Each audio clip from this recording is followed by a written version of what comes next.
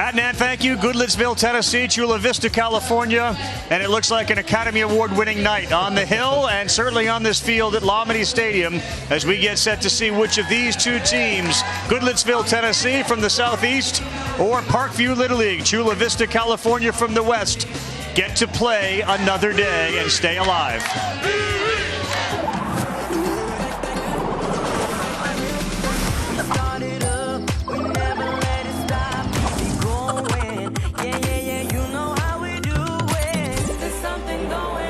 Deep to right field, and it's tied. Wow, what a swing. Way up there, goodbye. Oh, what a play by Guevara. Right field and deep, Goodlettsville, Tennessee is going to win. Oh, that ball is ripped down the line. It's gone. Home run for the pinch hitter.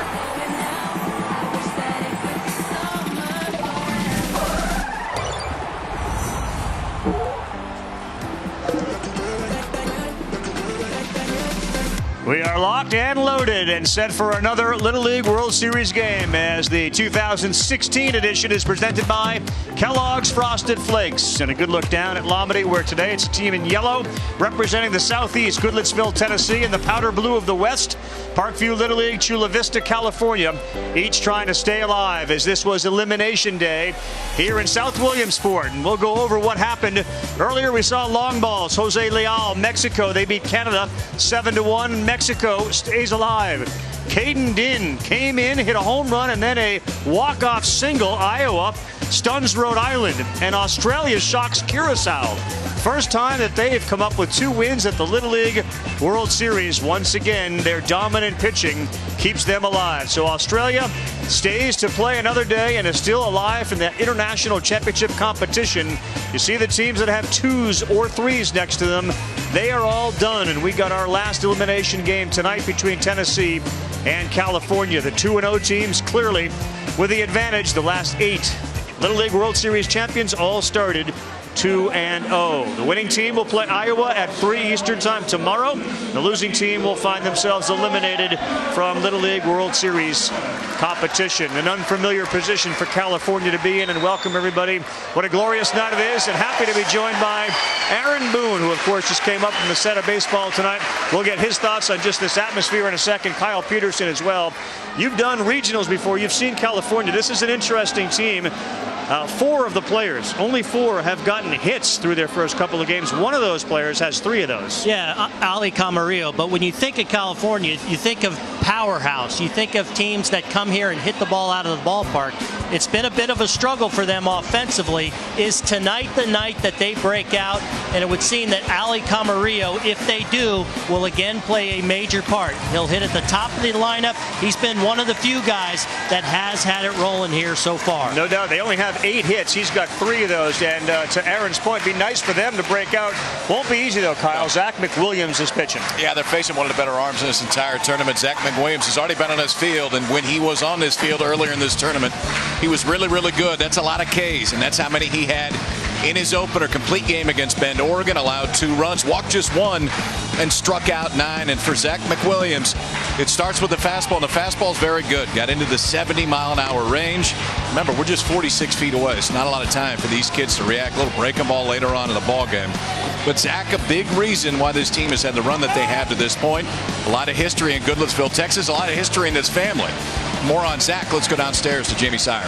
Yeah, Kyle, it should come as no surprise that he is a good pitcher because he's got a couple of good ones to look up to in his own family. Both of his brothers are very good pitchers. His oldest brother, Sam, is in the Diamondbacks organization. The middle brother is expected to get drafted next year, but Sam has remained very involved from afar. He pretty much texts Zach before every game, wishing him luck and reminding him that it's his plate, don't let anyone take it away from you, and also to throw strikes. His advice to him before Williamsport was don't look at the cameras and don't be nervous. I asked Zach if he was nervous that first game, and he said yes, but he's good now. And guys, he didn't look very nervous. He threw a complete game, said it was awesome. Yeah, and Jamie, it's hard not to look at the camera when it's staring you right back in the face. He certainly didn't look nervous with a big smile on his face. Dad is here ready to go. Are they the Beast from the southeast, or will it be the Wicked team from the west? First pitch is coming up.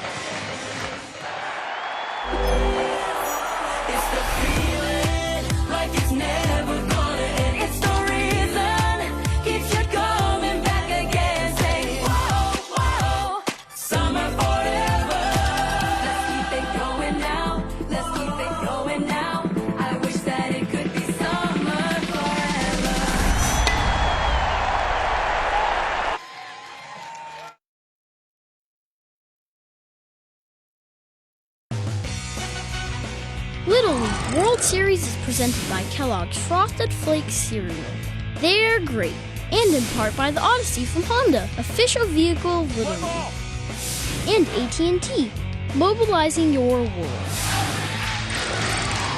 Couldn't ask for a better night for a Little League baseball game or any outdoor activities. But our purpose is the Little League World Series. Goodlettsville, Tennessee, and Chula Vista, California, just about set to get started. Chula Vista hits the field. They will be the home team by virtue of a coin flip. State of Tennessee back in Williamsport for the 4th time in the last 5 years. And we're familiar with the team from Goodlettsville. It's about 12 miles outside of Nashville, Tennessee, the headquarters of Dollar General. You got James Denton, Trisha Yearwood, Garth Brooks, a whole bunch of country music singers and good Little League baseball players. They were here just a couple of years ago and were the best team. Time to take a look at today's lineup, brought to you by Kellogg's Frosted Flakes.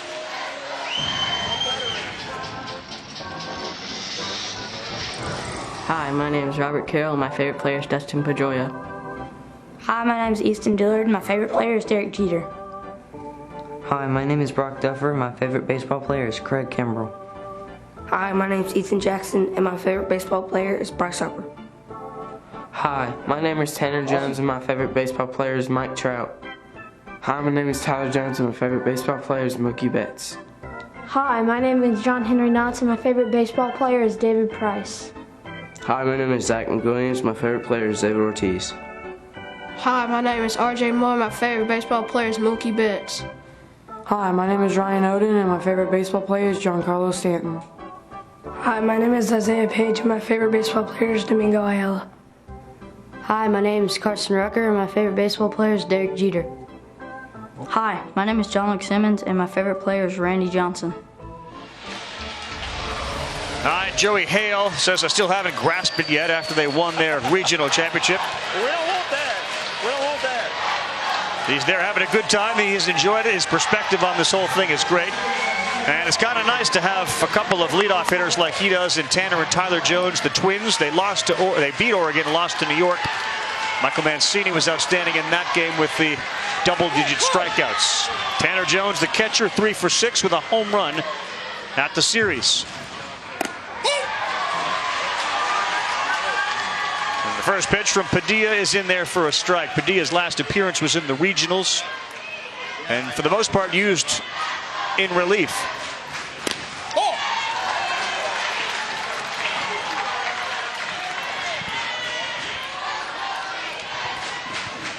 Table setters, both brothers 5 for 12. Strike 2. You know, one of the things you always watch early in these big games, first time in this environment, you know, how are their nerves? And so far, Padilla, for the most part, filling up that strike zone with these first 3 pitches. Tanner Jones popped up and playable for the star pitcher from the other night, Victor Lizarraga, who plays third base. He got him here by virtue of his outstanding pitching performance, and now he'll play third base. Fired up on both sides tonight. That hill's starting to fill up a little bit. It's a little buzzy, as I like to say. Yeah, a little like buzzy here in South Williamsport. Good vibe. Yeah. Tyler Jones bats now with that smiley face emoji, and first pitch just inside. Padilla, they describe him as the typical kind of bulldogish left-hander. Not that tall, lanky guy, but a little stocky, and he'll just keep firing at you. Took something off that one. This one to center field. Back goes Marujo, and he makes the play just shy of the warning track. Yeah, that breaking ball just had Jones out in front just enough to keep that in the ballpark. But 2 huge outs. When you're talking about Goodlettsville, if you can keep those 2 guys off, and he acknowledged, I just missed losing this ball up into the ivy out there. If you're going to have a chance to beat this team from Tennessee, you've got to have some success against the top of that lineup. Not afraid to come inside now to Zach McWilliams. Rare that you see 3 left-handers to start the lineup off, but that's what Joey Hale has. And he's throwing fastballs on the inside parts, all 3 of them, too. McWilliams 2 for 6 with a home run. Getting a low ball, call for a strike so far. It's 1-1.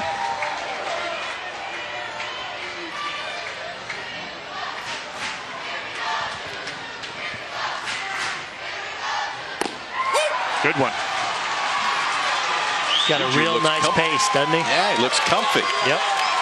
Gets it back, ready to go.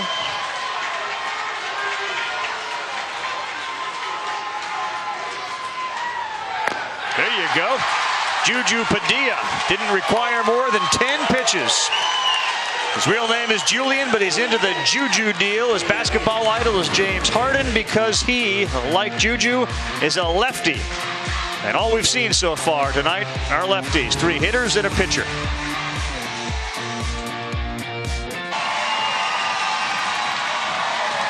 West-tastic, we'll see. So far, so good, as Padilla was really good in the top of the first and now bottom of the first, and they are revved up. Team from the San Diego area, the South Bay, about 10 miles south of San Diego, where they got all sorts of good Little League baseball players.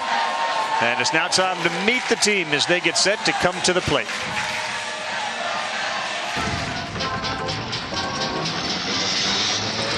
Hi, my name is Adam Amaro. My favorite player is Adrian Gonzalez. My name is Joshua Bruce, and my favorite baseball player is Bartolo Colon. Hi, my name is Ali Camarillo, and my favorite baseball player is Francisco Lindor.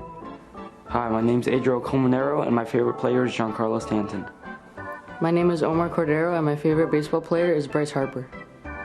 Hi, my name is Santiago Garcia, and my favorite player is Derek Jeter. Hi, my name is Luis Guevara Jr., and my favorite baseball player is Dustin Pedroia. Hi, my name is Devin Hinojosa. My favorite player is Jose Altuve. My name is John-Luc Hobdy, and my favorite baseball player is David Ortiz. My name is Daniel Leon, and my favorite baseball player is Aroldis Chapman. Hi, my name is Victor Lizarraga, and my favorite baseball player is Alex Rodriguez. Hi, my name is Lucas Marujo, and my favorite player is Will Myers. Hi, my name is Juju Padilla, and my favorite baseball player is Adrian Gonzalez. Hello, my name is Anthony Soto, and my favorite baseball player is Yadier Molina. Jorge Camarillo is the manager of this team. His son, Ali Camarillo, will bat first. He's the shortstop. Describes the team as really one based on balance. It's a really solid pitching staff and defense, but they can't hit the long ball. We just haven't seen this team. Like last year's California team, through this amount of games, had like 7 home runs. This team has 8 hits. They got a good Ali chant going, though. Yeah, they do. Led by Delma Mom.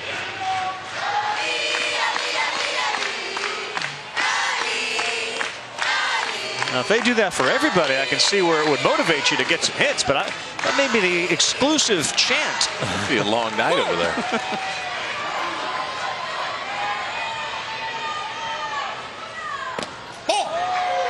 See, Zach McWilliams got great velocity, 74 miles an hour, one of the hardest throwers on the United States side, and that's from 46 feet away. If you bumped him back to 60 feet, it'd be about 96 miles an hour. In there for a strike.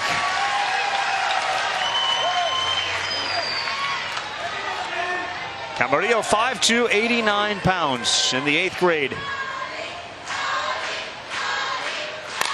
Slow roll to third. Isaiah Page quickly across the diamond for the out.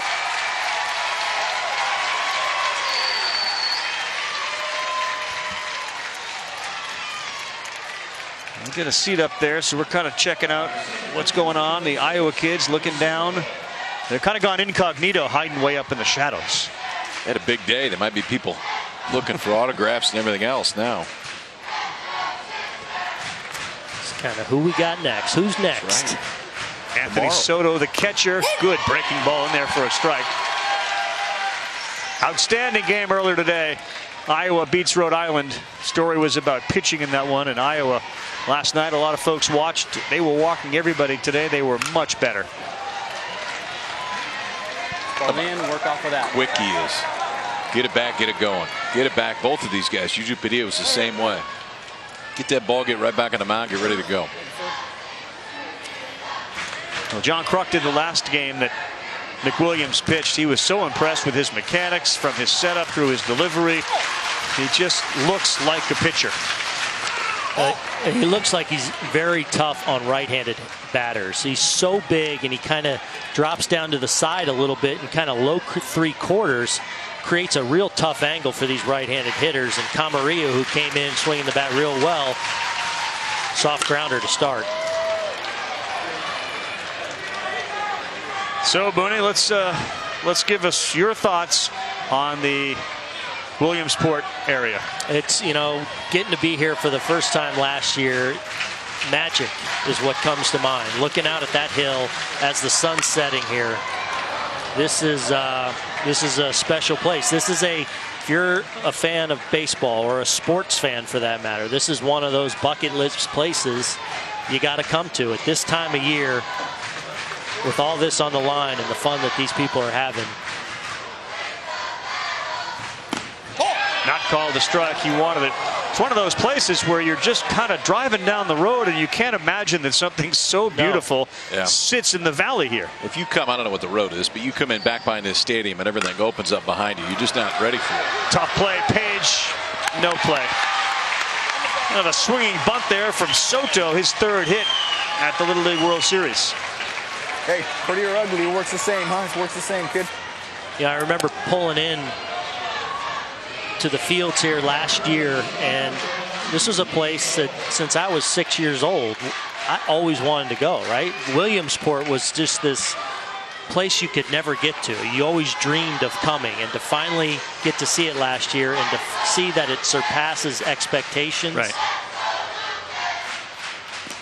That one's past Tanner Jones and now down to second. Goes Soto into scoring position. Takes a wide turn. But your point's well taken because the hill is such a unique part of it. You got kids sledding down on cardboard boxes at the top. And then you got like half cut off back leg chairs with blankets. You don't find it anywhere else. Maruhu swings and misses at that. In spite of the fact that they haven't hit at all really collectively as a team, it's a very confident group of kids from California. You get through the local tournaments and the regionals there, you've done something. Poured in there at 75 miles an hour. That is a 98-mile-an-hour fastball. And it follows up a slider that he started on the plate and broke away. So Marujo chased it. So then he follows it up with that hard fastball in the outer half that freezes Marujo. Ooh, just nice missed. pitching. Yeah, and that time, if that's over for a strike, he's got it. Yep. Because of what happened. Sets him up with a breaking ball, then comes right back with a fastball. Then that time you could see the reaction. It just didn't quite catch enough of the play.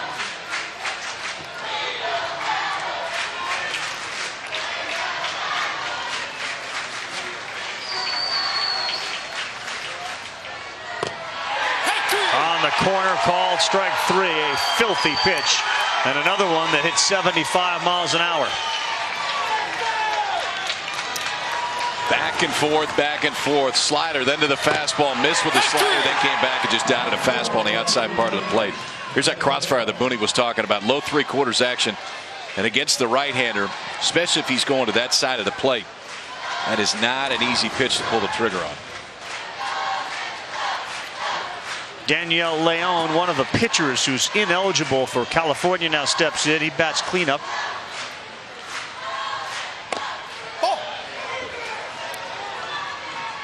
Daniel's 2 for 5 at the Little League World Series. He's got a double. He scored 2 runs. I wonder how many chances they'll get against a guy as good as McWilliams. And that's where the challenge lies. A team like Chula Vista that's obviously had all kinds of success. A great team, as you mentioned, just to be able to get here in the tough games that they play. And you face a guy that has the capabilities of shutting you down. If he executes, you almost have to have a little bit of a different game plan and kind of advance your game plan to saying, I got to pick one side of the plate that I'm going to look for. I'm going to look for a certain pitch. When you're used to dominating competition and kind of handling everything, McWilliams, that powerful.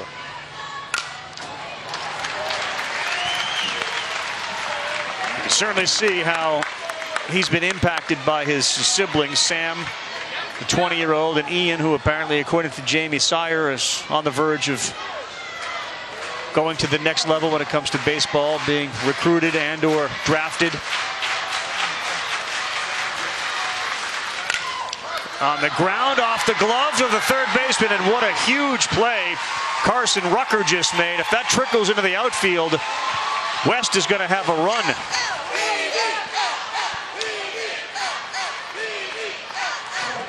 I think Page might have thought he hit it a little bit harder than he did and went into that dive. Perhaps a little early. It's a little bit off the end of the bat. But just the fact that he was able to deflect it, as you said, does keep it in the infield at least. Keep that first run from scoring. And now Lizarraga, the third baseman, with a chance.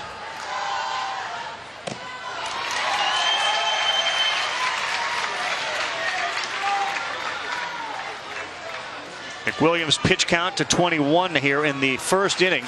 So they're making him work.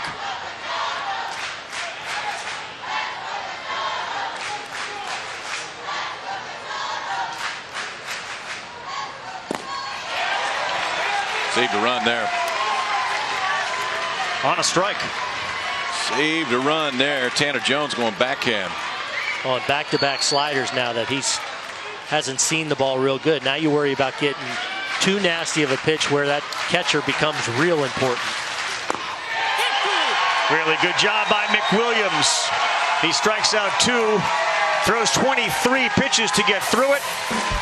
And California will leave 2 on at first and third. We'll see the cleanup hitter coming up for Goodlettsville, Tennessee. Just underway. Last game of the day, elimination game. Tennessee and California in Williamsport.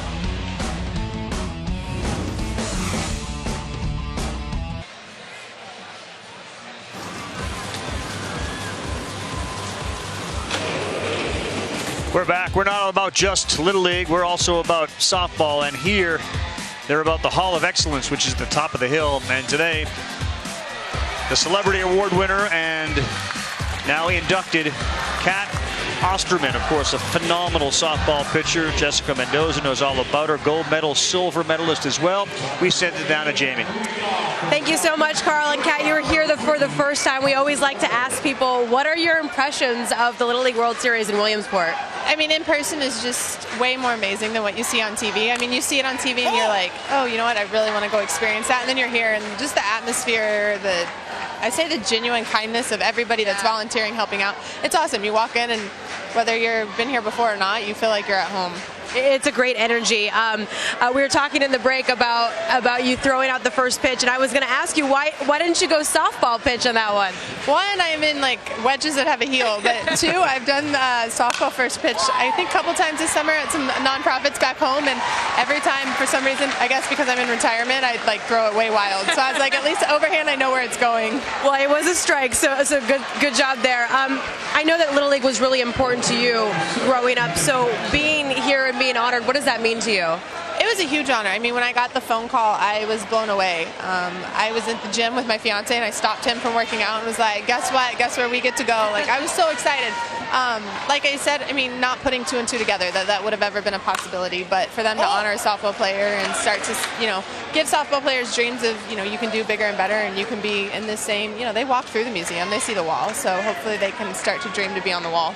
Yeah, and you have a gold medal, and we just learned that softball is coming back to the Olympics. How excited are you to hear that? I'm really excited. I mean, I think when they took softball out, a lot of girls' dreams just shattered because they were dreaming of being able to put that gold medal around their neck. And having been there, I know what an experience it is. So I'm really excited that young girls not only have the dream, but some of them will have that experience again. All right, well, enjoy the game, and thank you so much, and congratulations. Thank you very much. All right, Carl, back to you. All right, Jane, thank you. And a really good spokesperson, and amazing how she echoed exactly the same thoughts that Aaron Boone has shared with us. She talked about the atmosphere and how it's such a better place in person than it is on TV. And I know TV can make it look really special, but to be here, just a totally different world. And congratulations to Kat. Slow roller. Padilla waits for the bounce, and he throws to first for the out. 2 ground ball outs here. Juju spinning a good one out there. Yeah. Filling up that strike zone. Filling up the strike zone. Few fly ball outs, few ground ball outs, and a strikeout so far.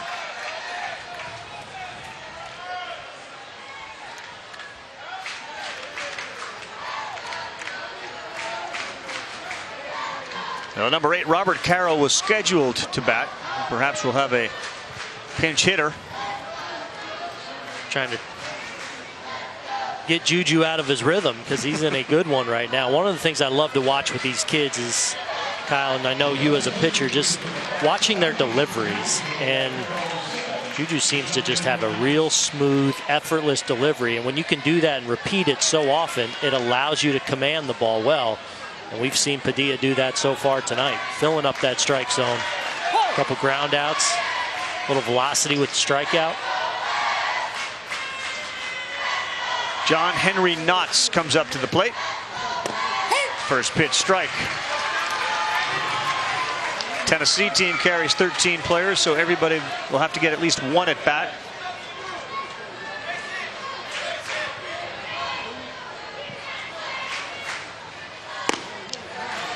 Guys keep talking about repeatable deliveries. He certainly has that. Yeah, and simple too. I mean, you don't want a ton of moving parts. Kind of swings that big old left leg up, but then follows everything behind it. And he hasn't missed too many spots. He was trying to throw it right there too. Elevate the fastball up and in. Now he's ahead 0-2.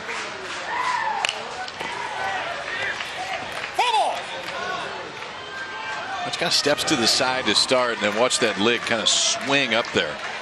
And I think with that big leg kick, Kyle, he creates a little deception and hides the ball a little bit, so it gives the illusion that that fastball has a little more life to it. You know, the other thing he does too, there's a lot of guys when they swing their leg, their top half will swing back with it, and it's really tough then to keep everything going towards home plate. Watch his top half when he swings that leg. It kind of rounds over it. So then everything is in line to go towards home plate. You keep those shoulders rounded over that bottom half. That ain't just follow suit.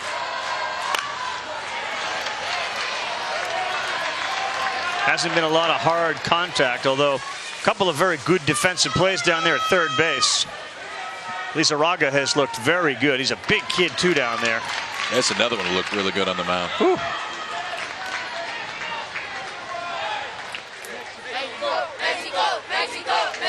Big win today, head out to the hill. Yeah, and they're picking up some fans who are into the whole Mexico chant as well. Padilla on the ground to first. Easy play for Colmenero. Padilla gets the job done on the bump, and now he'll get into the batter's box as we continue with the World Series.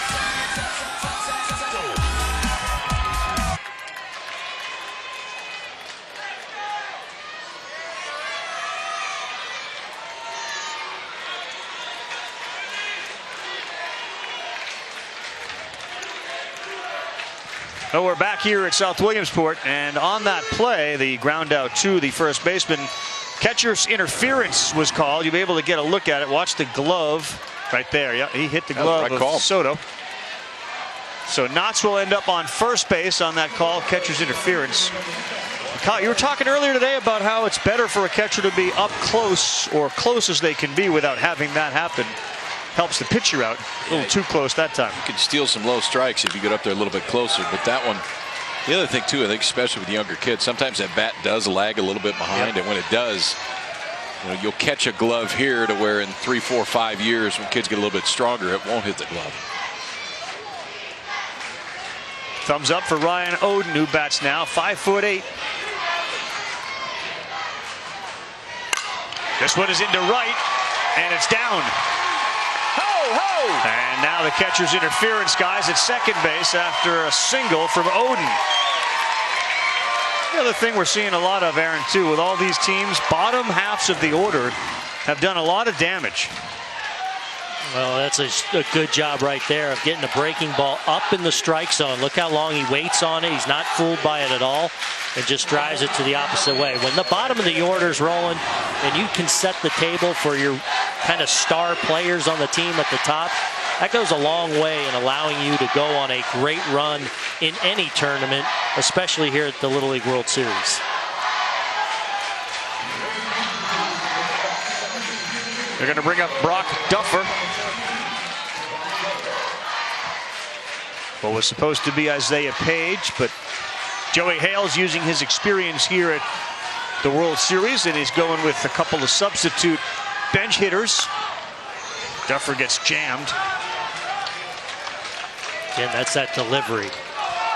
And a little bit of deception he has where you probably think you're on the pitch a little more than you are. It's got a little cut action to the inside part and just a little bit late. Outfield, especially the left fielder, very deep. Foul ball. Oh, it hit him.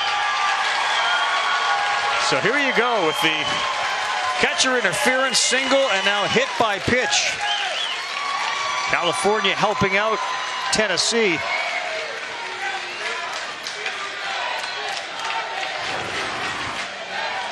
Trying to throw a breakable on the inside half and just held on to it a little bit too long. I think it just clipped that back elbow. Didn't catch much, but caught enough.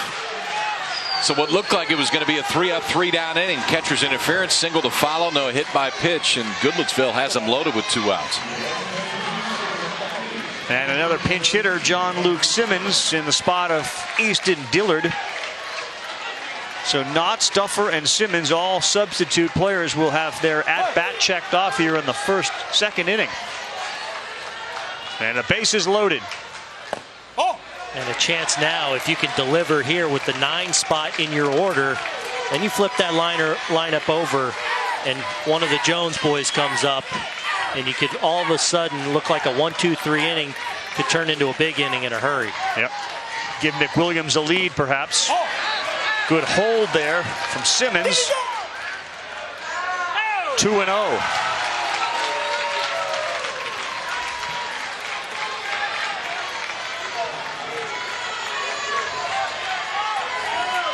And he knows how important runs would be. That's Zach McWilliams, the pitcher. Next one to Simmons. Way outside, 3-0. And what a chance now.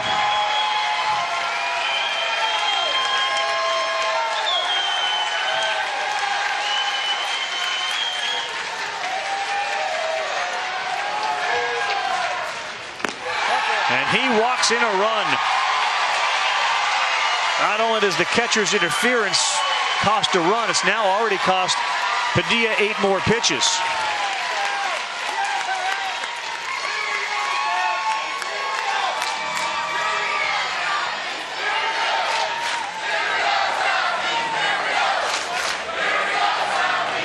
How are we doing? How you feel? Okay? Can't let that happen again, okay? Extends the inning right now. We've seen 2 extra batters. Works our pitch count. Right now we got to lay out and save a run, okay? Settle down. We've been here a lot of times. Settle down, hit your spots. We're going to get them to roll over, tag your back, go the easy way. Don't go the hard way. All right, let's go. Let's go.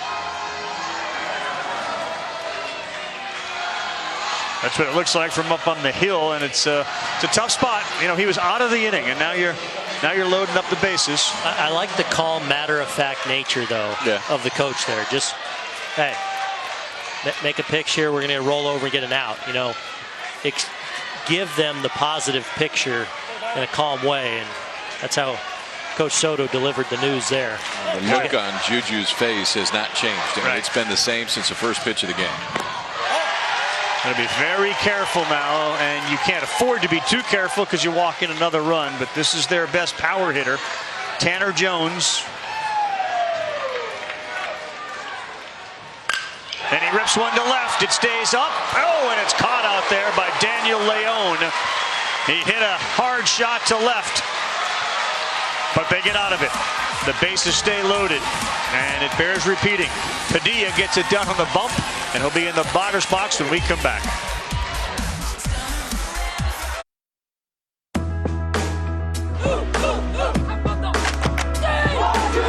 You got the heart of a champion. Don't you know you can do anything? Curacao has done it. Japan just cannot believe what happened. Oh, what a catch. How did Britton Moore get there? Oh, what a play by Guevara. I will be there always to cheer you on. That was amazing. This one right back up to you. Oh, yeah. And he crunches one to right. My goodness. That sounded good, didn't it? A 2-home run day. Goodlettsville, Tennessee is going to win with a walk-off double. I'm going to cheer you on. I'm going to be right there to cheer you on. Cannot help but get caught up in the enthusiasm of the 12, 13, some 11-year-olds as we take a look at our Subway Fresh Take. Mexico and Australia avoid elimination. They'll play at 1 Eastern time on ESPN tomorrow. And Iowa, really a big surprise. Rhode Island had them on the ropes. They come back in the 6th inning, and it's really been the Iowa story. Caden Din comes in, hits a homer, and then later in the game a walk-off single. And we got South Korea, Panama, Kentucky, New York, the 2-0 teams facing off at 5 and 7:30 Eastern time tomorrow. We sort of turn the corner and head home for the championship games on Saturday. Now McWilliams pitches with the lead, and the first pitch he throws in there is a strike.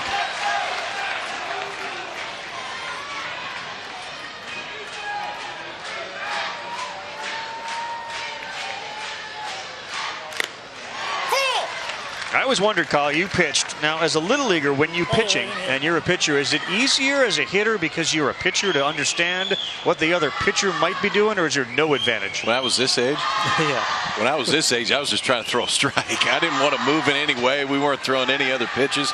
That's what gets me when we talk about approach and eliminating one side of the plate. When I was 12, yeah, I was trying to make contact. I mean, now these kids, we're backdoor breakable, two-seam fastball just off the plate.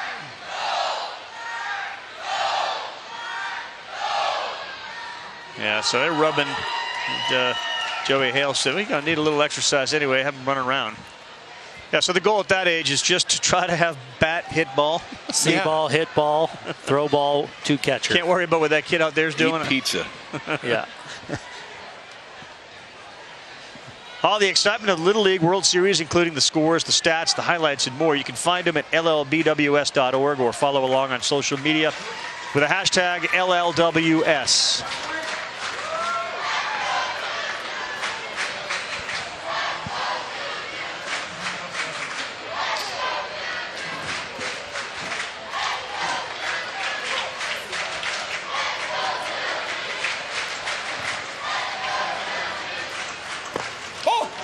Down 0-2 to Padilla. I would think, because we've talked about it, we've heard Aaron talk about it, Kat Osterman talk about it, how hard it is to go back to your regular Little League fields after you've played here. Start another season. Really? Well, I really kind of like that. Can we get back there? Yeah, some of the coaches and parents are probably thinking, our kids are ruined now. Getting this experience, the red carpet rolled out. What do you mean I got to rake the field every game? Don't make me do that there. Well, this is where McWilliams really up ahead 0-2, and now he has thrown 3 pitches, adding to his total to 28. I think somebody with his stuff would love to minimize his pitches.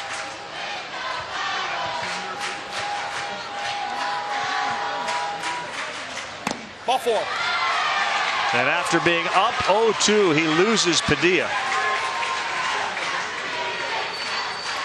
Remember 0-2 and the foul ball that hit the catcher's kind of that timeout. Did that throw him out of his rhythm just a little bit?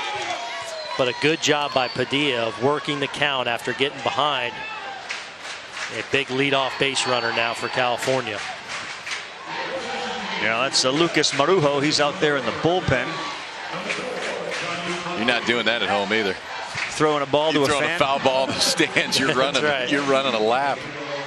John Luke Hobdy has run in as a special pinch runner for Padilla. And this is Adriel Colmenero.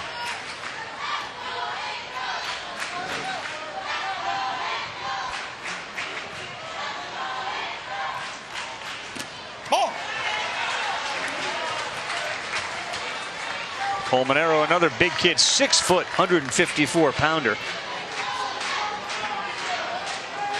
And as big as he is, during the regional final dog pile, 6 feet, 105 on top of the dog pile. Oh.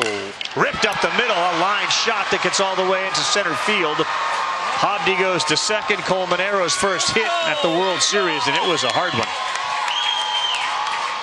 Huge little breaking ball there, Kyle. You probably wanted to get that away. It stays kind of in the heart of the plate. Just kind of spins on the inside part of the plate. Colmenero, that good short swing. He stings that ball back through the middle. Fortunately for Tennessee, Ryan Oden's able to kind of cut that ball off and keep that force play in order. Keep it at just first and second. That'll bring up Devin Hinojosa, the right fielder. And Devin Hinojosa has California's home run at the World Series. Good hitter now. 5'7", 132, would most like to meet Jose Altuve, so he'd be looking him right in the eyes.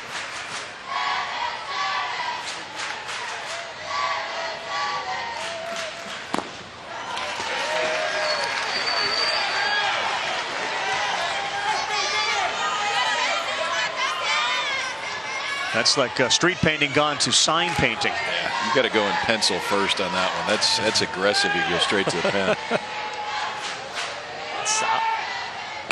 Hinojosa trying to lay one down. They're going to call it a foul ball.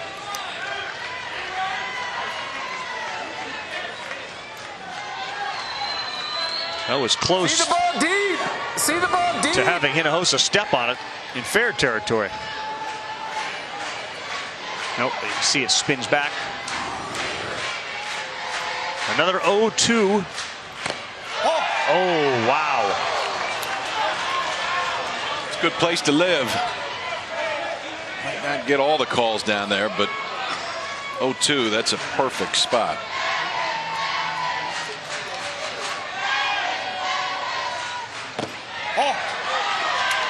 Devin Hinojosa has a twin brother, Dylan, who doesn't play baseball. His focus is basketball.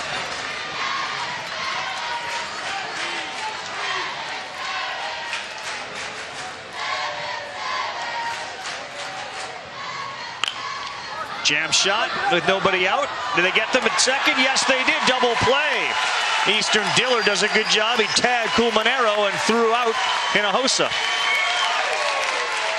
What a really nice play by Easton Diller. The ball's hit softly, so first thing you want to make sure you do is secure the ball, but he knows that runner's running by him. It's a great job of securing it, and then watch how quickly he's able to move to tag him on the hip, and then casually and confidently flips that ball to first. A huge double play, a huge couple of outs for Tennessee. And a pitch saver, too, anytime you get double plays.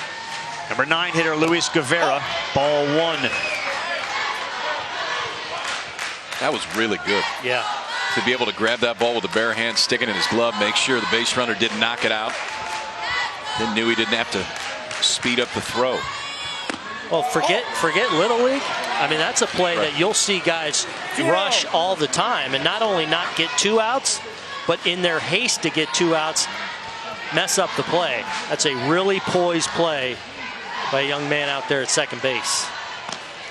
Needs a strike, and he's not getting one there. It's 3-0 to the 9 hitter with Ali Camarillo. And his 3 hits at the World Series on deck. Guevara 4'10", 92 pounds, but his dad's been calling him money ever since he was born. And now if you're California, you haven't hit the ball like you're capable of yet in this Little League World Series. You're facing one of the better pitchers in the Little League World Series. If nothing else, you've had some quality at bats. You've got the pitch count up. You've had opportunities now in the first 2 innings. And a chance now for the top of your order to break through. Ali grounded out to the third baseman his first time up. Got to be careful of a pass ball as well.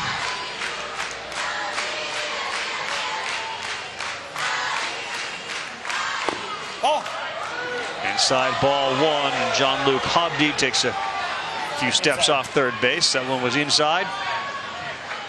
And McWilliams is a little frustrated. He's looking in at the dugout thinking not only is that a strike, but maybe a few this inning where he felt like. I can't throw it for more of a strike.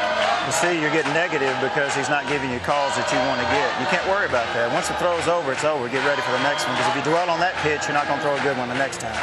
All right, so just let it go. We got 2 outs. You got a great defense behind you. If they put it in play, we're going to get them out, and we're out of the inning. All right, wherever his mid is, hit it. All right, concentrate. Have fun.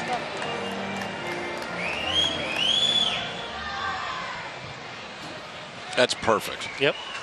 I mean, I think in this setting or any Little League centers, a lot of times the coaches will get caught up in the moment. And you can't control it. Whether you like the call or whether you don't like the call, it's not up to you. Once you let it go, that's it. It was just a real quick reset button right there. Just get right back to the glove. We can't do anything about it. Go to work.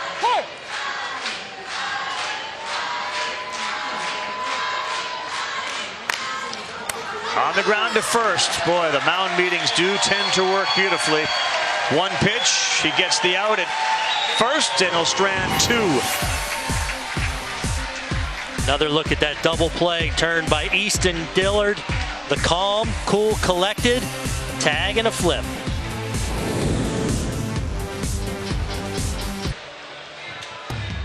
Welcome back, everyone. Alongside Aaron Boone, Kyle Peterson, Carl Ravitch, our coverage presented by Kellogg's Frosted Flakes.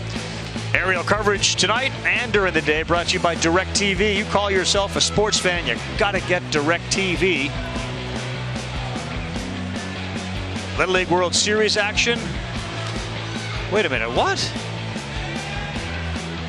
Heinz Pretzel $5.50? Please. Look at that. Ooh. Crowd it up. Whoa. Crowd it up. Sign me up. Yeah, you're a crowd guy? I'm that guy.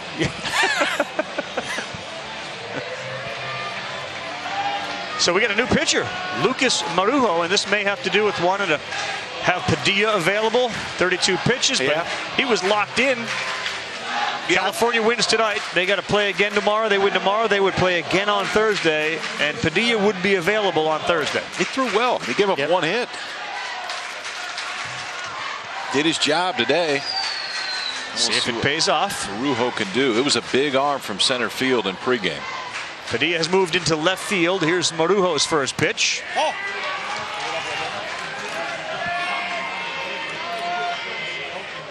Tyler Jones, Zach McWilliams, and Carson Rucker due up. That's 2, 3, and 4 in the Goodlettsville order.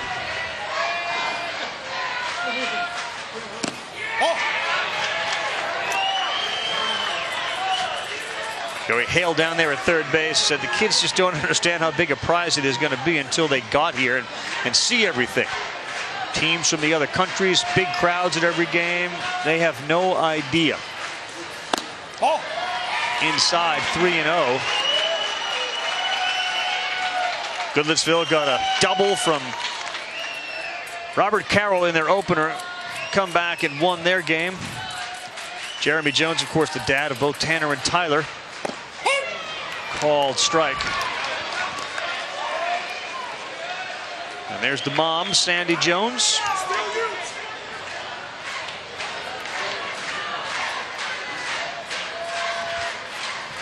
Ball 4.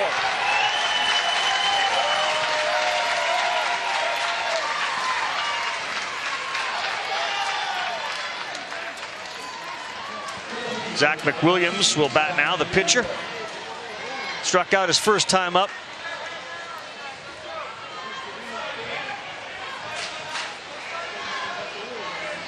Tennessee's been a little more patient tonight. They had no walks their first 2 games. They've been walked a couple times here. In fact, 2 of the last 3 batters have walked. Isaiah Page, I should say, Duffer was hit by a pitch. So the last 3 runners to first, 2 walks and a hit batter. Ooh. That's big right there for California. Marujo, as we take a look at that home run by McWilliams against New York, a little breaking ball in the outer half. He just rides it out to left field here. Quick bat, short swing, over the hedges out there. A little clap around first. But Marujo, after walking that first batter, first time on the mound in the Little League World Series, comes right back and pumps 2 strikes. I mean, those little things you can't overstate because it can really help settle a young guy down. And sometimes the bigness of the moment can overwhelm you. It's good to get settled right back in, filling up that strike zone. Shaking his head. The last kid we saw shake his head after a frustrating pitch was Caden Din, and he homered on his next pitch. Woo, big swing. McWilliams is struck out. And he sprints back to the dugout. Big Zach was trying to follow suit right there because that's not a shorten it up with 2 strikes right there. Trying to ride this one out of the ballpark. Instead, Marujo gets his first strikeout, the big strikeout. That'll keep building the confidence on the mound. Elevate the fastball. We're right by him. Kyle, you know what I love about that is so many times in that situation, you just saw the catcher wanting the ball elevated.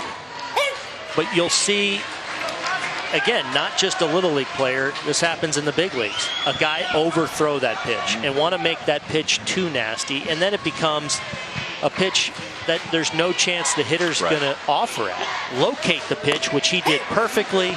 He got his swing and miss. You know, we've talked about during the course of this tournament, the whole idea of wasting a pitch, to me, doesn't make any sense. But you push it just out of the zone to the point that they're not going to be able to do anything with it. A lot of times you get a result like that.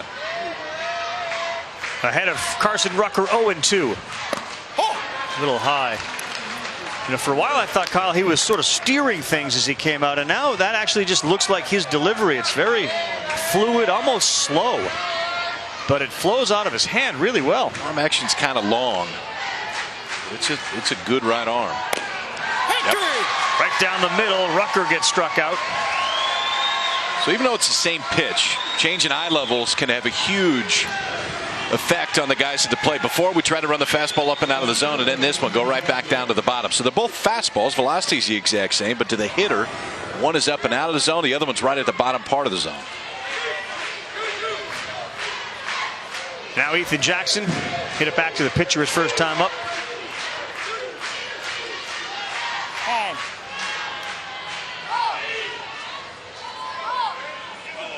Oh yeah, now we're talking. The funnel cake? That's your guy. No, that's all over fried dough. Fried dough. It's the same thing. I just got here. It's not. It's not. That's the offensive part of that statement. It's not the same thing? They're both fried dough. Is that accurate? That's true. Okay. They are. All I know that everything that's come on the screen tonight has looked good. It's on. I'd even licked that kid's hat right there. Okay. This is moving violation. Getting aggressive with the powdered sugar. You're hungry. Yeah. You go for the hat. Marujo and Soto want to talk things over. We're going to go right to the glove. We don't want to give away anything.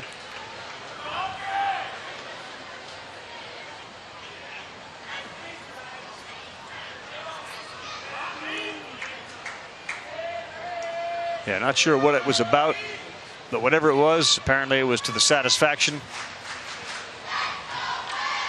of California's manager, Jorge Camarillo. Well, not exactly yet.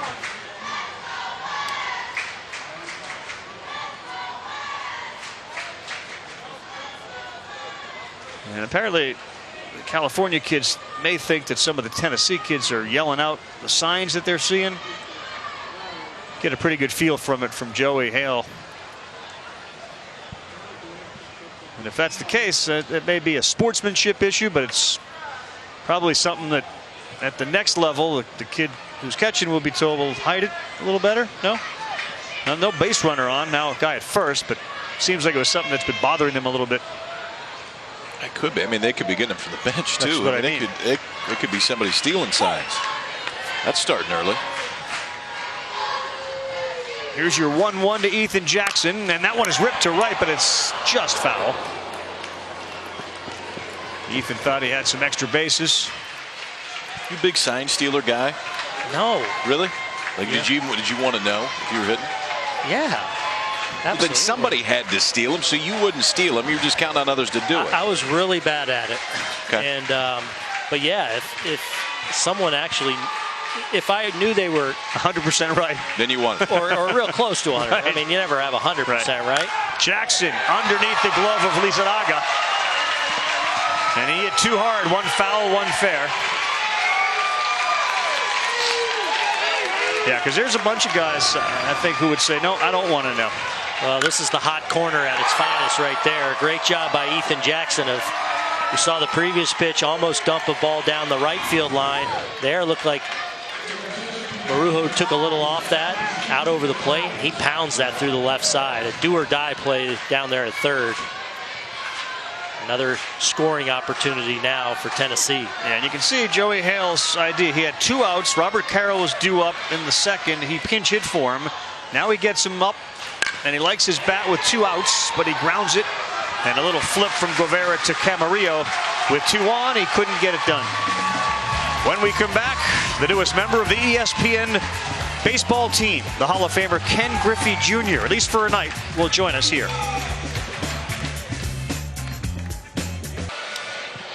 Baseball tonight set on deck. Little sandwich between our game and the Major League Baseball game with the Yankees and the Mariners. And of course, that's Cano, Cruz, Seager. There at Safeco, the Yankees and their catcher, who's got like 8 home runs and like 4 at bats, it feels like, Sanchez. Streaming live on the ESPN app and watch ESPN. Sutcliffe and Shambi will be there, but that's not the big news. Junior, Ken Griffey Jr., the Hall of Famer, will be there, and you see all the great numbers that he's been able to put up. 22 seasons and the first overall pick in the '87 Major League Baseball draft. And along with Aaron Boone, Kyle Peterson, Carl Ravitch here. Ken's all the way out in Seattle, and we're delighted to have him join us now on the telecast. As we're here in Williamsport, I want to get your feel on what Little League Baseball and watching the World Series meant to you over your life. Well, I think, first of all, it's one of those things that, as a big leaguer, you remember what you did when you were a little leaguer. And it's the only time that during the course of the season that it's every TV in every major league locker room is on one TV, and that's for the next 10 days to get to see these kids play. Because it doesn't matter where you are or where you're from, you all want to win a baseball title, and this little, the nations, we want us to win. The U.S. wants us to win, and it's just one of those things that it's great to see. Good defensive play there at shortstop. I'm curious what you think about the level of play over the years of watching the Little Leaguers. Did their play lead to a lot of cheering in the clubhouses? Were you guys, even somebody as great as you, kind of amazed at what they were able to do? Yeah, I mean, it's one of those things. A great play is a great play, no matter what you do, and no matter what level. It's just, we cheer, no matter who it is. If you make a great play, we're going to cheer about it. I mean, it's the only time that like I said, that we laugh and joke, and 20 TVs that are in the clubhouse are all on the same channel because, it's an important time for them and important time for us. Plus, it's a little break for the normal day. Exactly. Kenny, so you're going to have your analyst hat on tonight. You going to reveal any of your secrets on the air tonight? No. Those secrets are definitely got to pass those down to younger generations. Can't give everybody the whole bag. My dad didn't give them to me, so why am I going to give them away? But I do have one thing to say before I go. Today I was watching, and there's a dad who went out there, and he actually, told his son that he loves him. And he said, "You got one more batter. Go ahead and be aggressive." And that was nice to see. I mean, from a dad to just go out there and say, "Hey, I appreciate what you're doing, and I love you." I mean, need more dads like that. Yeah, you and I spent some time together at the Gold Gloves Awards banquet this past winter, and I was really impressed with how much you talked about your own children. We're focused on the Little League World Series. There's all different sports that kids play. But as a kid that played baseball, as the ball is hit to first base and we're 1 out away, as a kid that played baseball, you like all sports. We encourage kids to play all different sports. Are you one of those guys as a youth sports ambassador? Yes, I want my kids to play everything. I never want my kids to be a what if. I think that's the thing is, 20 years from now, I don't want him to ever look at me and go, "Dad, what if I would have done this? Dad, what if I'd have done that?" The only rule that I have is once you start something, you have to do it for the year. You can't just quit because you don't like it. All right, and as we have our potential last batter up here, this is game tonight. You got Sutcliffe there sitting next to you. He always likes to say to us when we do baseball tonight, Junior, that more of or less of you means more of me. Let's not have less of you tonight. Yeah, we need more of you tonight. Let's go with more Griff tonight. Well, I've got a couple stories I'm going to share about him and how much I disliked him as a player when we first met. Well, I hope you have fun with it. We're certainly looking forward to watching it. You have so much just to offer by your stories, and I'm looking forward to hearing them. I know everybody else is. So, Junior, good luck tonight, man. Have a good time. Congrats on everything in the Hall of Fame, and enjoy tonight. Thanks for coming on. Thank you. I appreciate it. See you, man. Ken Griffey Jr. will be part of our telecast with Rick and John Shambi as the Yankees get set to deal with the Mariners. That comes up at 10 Eastern time. 2 outs in our game. Tennessee leading California 1-0, and the 0-2 pitch is wide. All right, so Boone, you've got a chance to know him really well. And for people, you got a lot of people watching the Little League World Series who don't know him, never saw him play. Tell us about him. Well, unbelievable player. I mean, an all-timer. Forget even Hall of Fame. He's in that little special group in the Hall of Fame that's like next level. Next level all-time greats, right? There's a swing and a miss. A strike 3 down to first and safe. But, and you heard it in his comment there about, how excited he was to hear a dad go out there. As we look at that just sweet swing that everyone that grew up in that generation wanted to emulate, the great center fielder that he was. But, you know, getting to play with him for 4 or 5 years or whatever it was that I did, his biggest thing and his most important thing to him was being dad. Yeah, always. And loving on his kids and loving on your other kids too. You know, he enjoyed being around kids, and for him to see that today and acknowledge that, he has been a great role model as a father, and that's obviously even more important than what he's been able to do as a great player. I love the comment about playing other sports too, because it's just, for these kids growing up, it's the experiences that you get in the other stuff is so important. Lizarraga pulls it foul. Daughter, right? Basketball player, son, football player. Trey, a football player, still at University of Arizona. So he'd fly around. I mean, he would do everything he could to get to basically every game. Everything. And he's an avid photographer, so he's there photoing his kids. Fair ball down the line. It goes under the glove of Tyler Jones. Right there, right there, right Throw there. comes in, and it's McWilliams who picks it up to third base as Leon. And remember, Leon reached on a strikeout and a pass ball. Well, a couple of rallies now in this game, starting with 2 outs and outs recorded. We had the catcher's interference earlier. Now a strikeout wild pitch prolongs this inning, continues to drive that pitch count up. As we see Lizarraga just kind of shoot that ball the other way, play a little first and third. Another opportunity now for California coming into this inning. 1 for 5 with runners in scoring position. That's something that's got to change. They're going to go deep in this tournament. This is Juju Padilla, and it's the 3rd straight inning that they've had a runner on third and have yet to bring him in. Padilla was one of those. He reached on a walk in the first and ended up on third base. Good pitch in there for a strike. 1-1.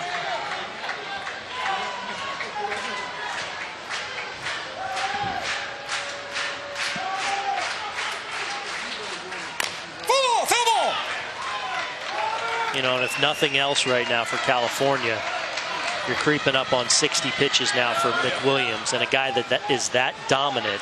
It's going to be very difficult now for him to finish this game. So even if you don't score here and you continue to keep the game close, eventually you got to feel like you'll break through, especially if you can get McWilliams out of there.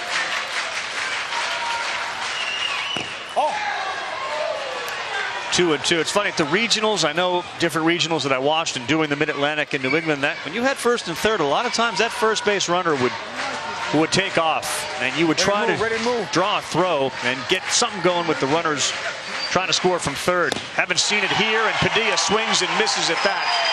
So once again, 2 more left on base. That makes 6. And 1 for 6 with runners in scoring position. McWilliams has flirted with trouble and he's been able to get out of it.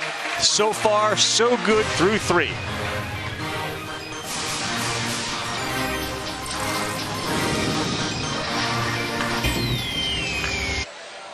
Great to have Ken Griffey Jr. on just a minute ago and talked about how the Little Leaguers always find their way onto the TVs, into the big league clubhouses.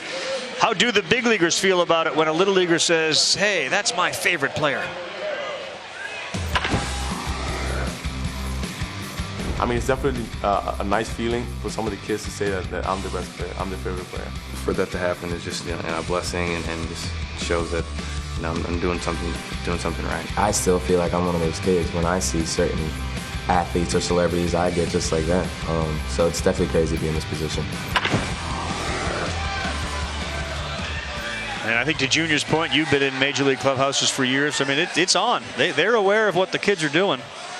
As you take a look at Joey Hale, Joey has videos on his phone from David Price, Mookie Betts, and Dustin Pedroia wishing the team good luck. Price has made mention of the fact that he would send out some swag to anybody who names him as their favorite player. Look at that, though. Look at Mookie Betts. Wow. Oh, yeah.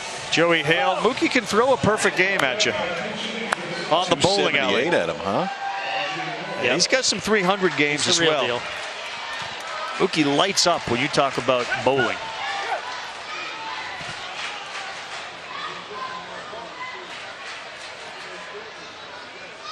Yeah, Joey Hale's pretty good friends with Betts' mother.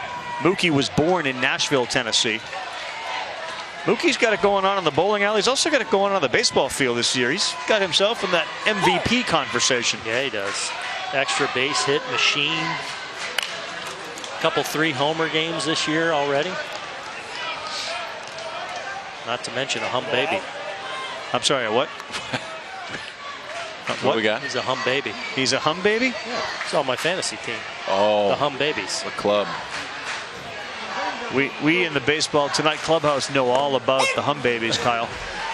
Like, we know all about the hum babies. I would assume the hum babies get a little bit of coverage. You'd be surprised, too. It feels like every time someone does something good, they're on the club. He's a hum baby. Yeah, big club. We once asked Booney if he was he was in a league that had 2 teams, the hum babies and the other team. 47-man roster. All right, top of the 4th, Aaron Boone, Kyle Peterson, Carl Ravitch here. Tennessee leads 1-0. That's a strike 3. And R.J. Moore is retired. So elimination day today. We'll see the unbeatens tomorrow. Kentucky, New York, South Korea, and Panama. And Mexico and Australia kick things off at 1. Iowa will get the winner of this one. That team will then be eliminated. The winner will then get the loser of the Kentucky-New York game. That's the Little League World Series presented by Kellogg's. It continues tomorrow. Wow, it just looks so slow. But the difference between that one and the fastball is a really good difference. This is Isaiah Page. He's the 3rd baseman.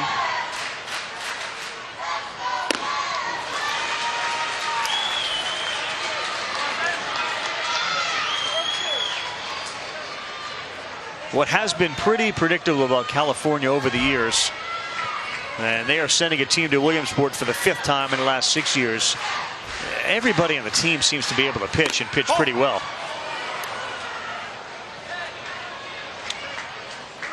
And this is the 3rd game here for California. And Lucas Marujo hadn't pitched before this, pitched a little bit in the regionals. It was the same for the starter. They got arms. Yep. A lot of arms. We've seen him in championship games, and they'll say, we're going to pitch this kid who's not pitched, and he'll give you a 2-hitter. You know, and it's an all-star team from the league, so all these kids probably pitched during the season at some point.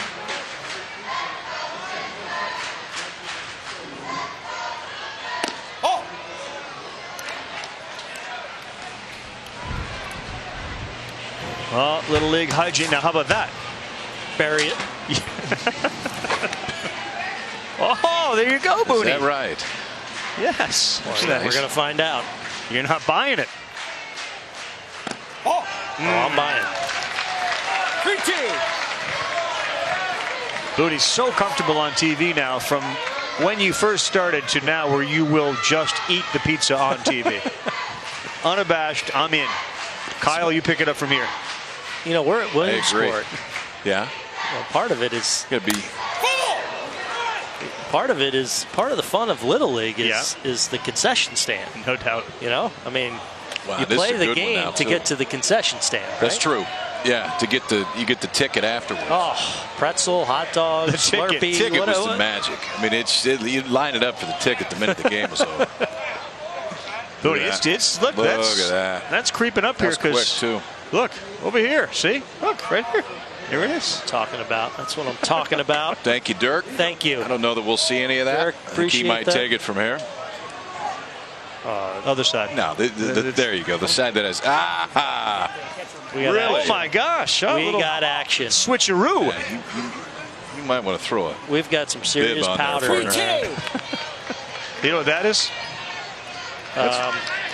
What do you stick inside the middle of that? Oreo. Really? Yeah. I thought we might get that reaction. That was perfect. Really? This smells amazing. All right, I'll see you guys in a little bit. Yeah. Good talk. Booney back in the 5th. 3-2 coming to Isaiah Page. And a little bleeder foul. Foul ball.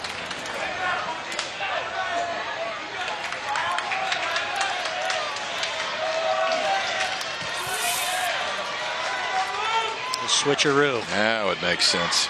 I see it working. All right, Suri. Jamie Sire and Larry Starks, one of our news editors, they've commandeered the pizza now twice. Intercepted pizza. Foul tip into the glove, and he's gone for the second out. That slow breaking ball again. Marujo continuing to just back and forth. Hard fastball. That breaking ball, we saw him come on, walk the first hitter he faced in the third inning, but has really started to settle in now and throw strikes. Back-to-back Ks. The number 9 hitter is Eastern Dillard.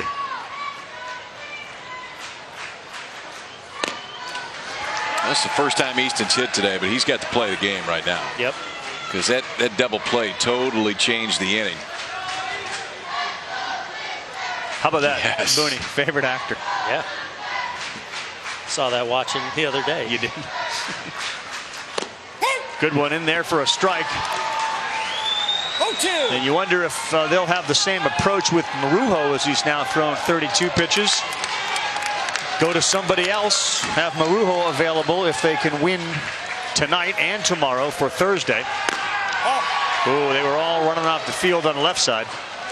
Pretty well located pitch there. That's been a pitch, though, all night long, and that has consistently been called a ball from home plate umpire Ricky Castle.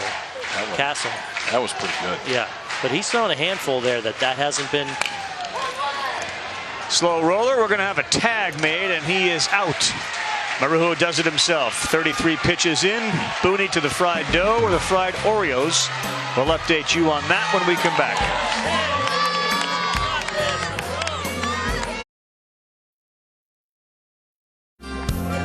You see that shortstop out there?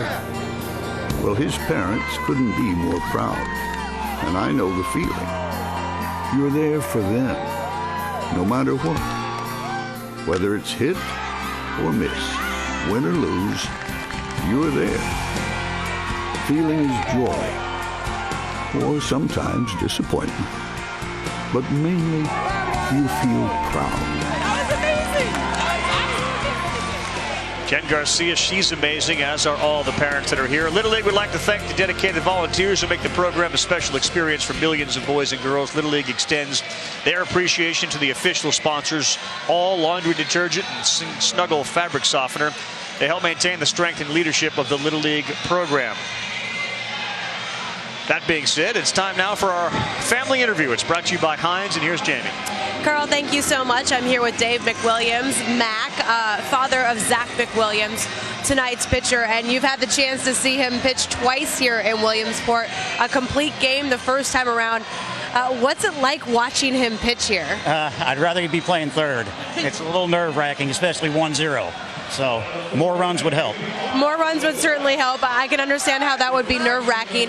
What are your impressions just overall of this place? It's magical. I mean, like I said, you don't get the effect on TV.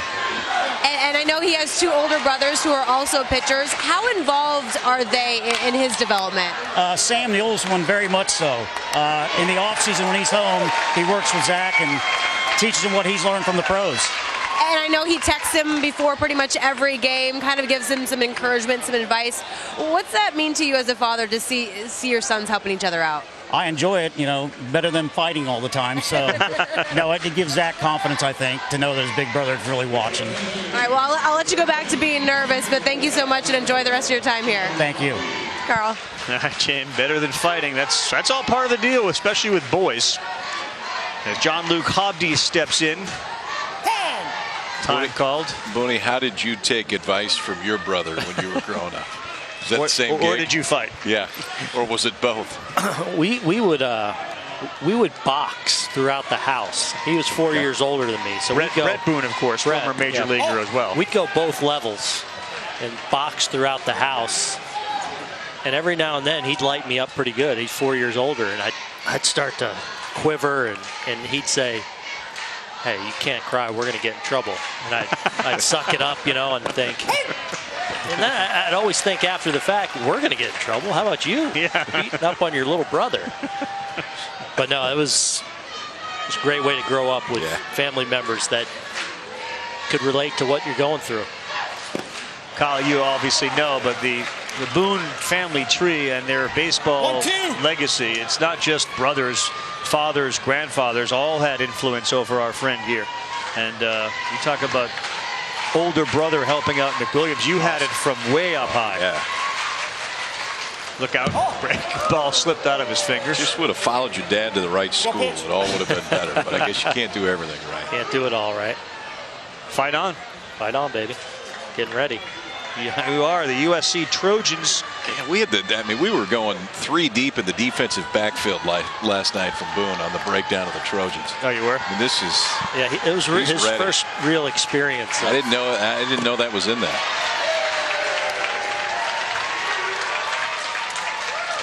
He had an attentive audience, because those of us who've heard that before, we tuned that right out. Hum babies and Trojan football. Yeah, one followed by the other. Next channel. What else you got for us? Bottom of the order, number 9 hitter now, and it's going to be Santiago Garcia.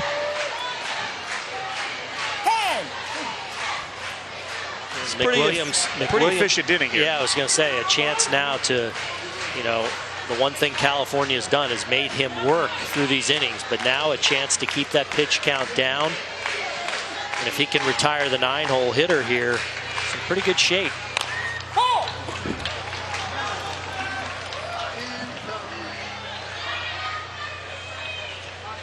A couple of the kids from the Great Lakes team making their way around the grounds here.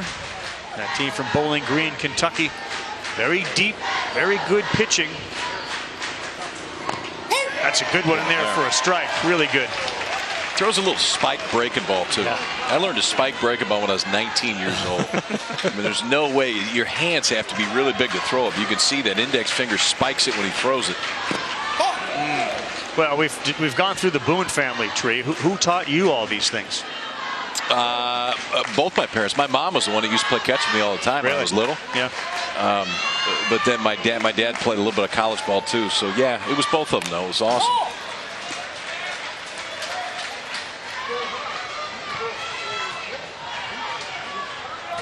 I wonder if he got that spike breaking ball from Big Brother.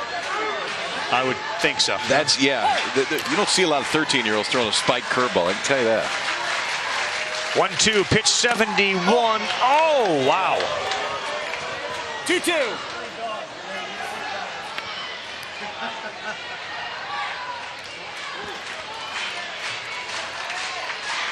See if he could forget about that, because I think he thought it was a strike.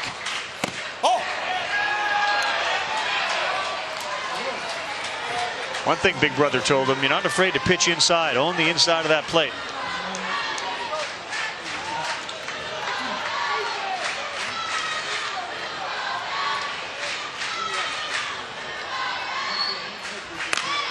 On the ground to second. Good hop.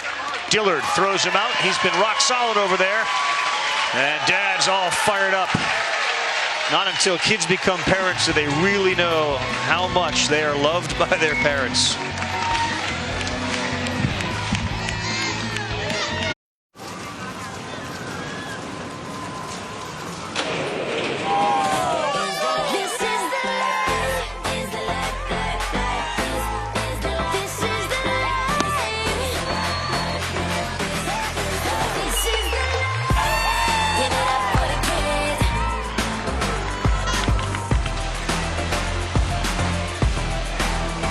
Never made it up to the booth. It got stuck with Jamie Sire, but plenty of fried dough and fried Oreos that the booth has enjoyed. We've got a good one right now. 1-0, only 6 hits. Tennessee's on top, and they have only 2 hits. As our game summary is brought to you by Honda tonight.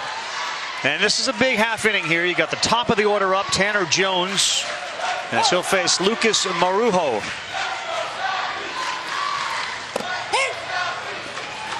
Whatever Marujo is doing, Kyle, he's keeping him off balance. There's a little hesitation when he's coming towards home plate, so that arm action's a little slower than you're used to. Still comes out of his hand pretty good, but watch before he goes, just a little hitch. And then it gets hard for hitters to pick it up. And he's done a good job of mixing the breaking ball in with the fastball.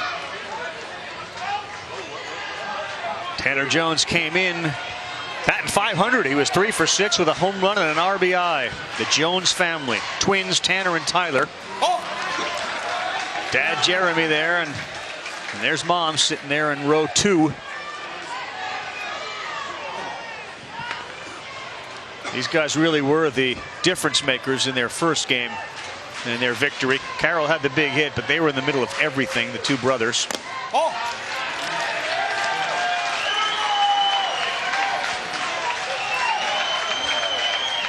Now Marujo started this batter with 34 pitches, so if they're going to try to save him, then he'd come out after this batter. Yes, he did. That's a good pitch. Boy, he's just off balance at the plate tonight, thanks to Marujo. Well, and there's we look at the split screen. Can you tell them apart? You got it? Yeah, that's definitely Tanner on the right. Okay. You're doing great. The one with the bat? Yeah, the one with the name bat. you just looked down Exactly. at on the scorecard. Good job. Thank you. Wow, what a job by Marujo pitching there. Came back from 3-1. Well, the confidence to throw both pitches, the fastball and the breaking ball, in any count. We saw him on the 3-1 count, flipping the breaking ball, and that sets up this fastball. Jones knows, hey, if he's willing to throw a 3-1 breaking ball leading off an inning, anything's possible on this 3-2 pitch, and he kind of just freezes them with that good fastball on the inside part of the plate. 40 pitches. He's got 5 strikeouts. Tyler Jones hits it hard on the ground. Good hop to Guevara, who throws to first, and a 1-pitch out. This feels like a big inning, either way. You know, both top of the orders due up for both clubs. McWilliams inching closer to that pitch count limit. He's thrown 74. I think that's the biggest key for Goodlettsville is McWilliams get through the next 3, because those next 3 for California can really hit. Lucas Marujo, almost 2-to-1 balls to strikes or strikes to balls so far. He's done his job since coming out of the bullpen. Home run power here at the plate. Just strikes you when you watch Little Leaguers. When you get a lot of check swings, it shows that the hitter is just a little confused. Yep. See, watch when he goes to home plate. That ball just kind of pauses behind his head before he goes. This one is driven to center field, and it is way gone. Wow. Zach McWilliams, the pitcher, gives himself a 2-0 lead. Way to look at the ball. Good job.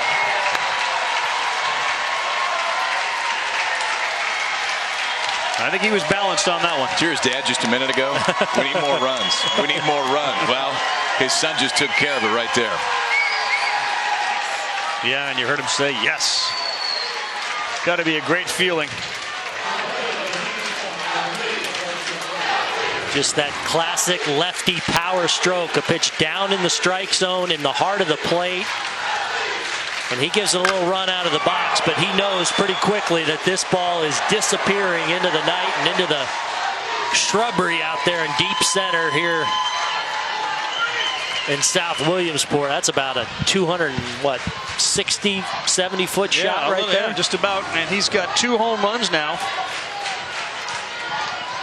3 hits, 2 of them home runs, and McWilliams puts a crooked number up as far as the lead. It's 2-0.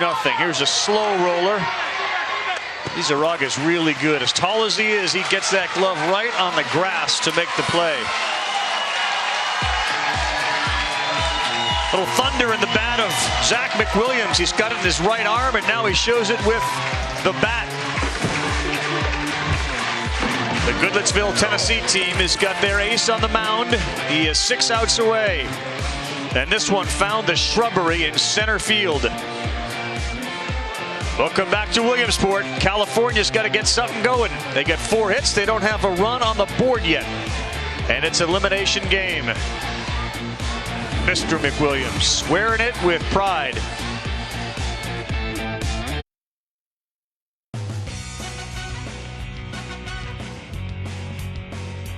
Little League World Series is presented by Kellogg's Frosted Flakes cereal. They're great.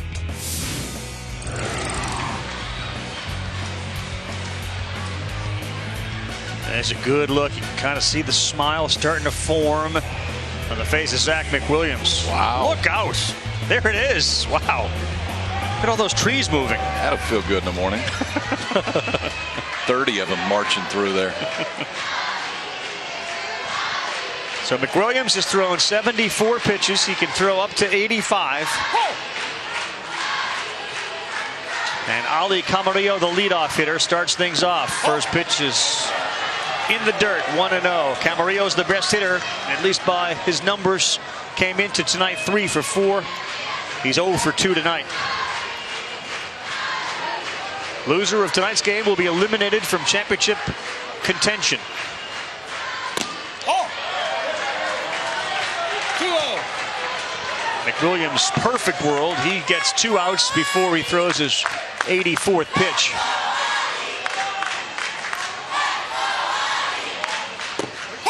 In there for a strike.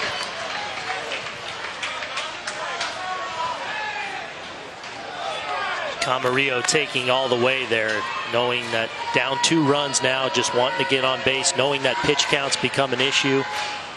And you're seeing the patience really take over. 3-1.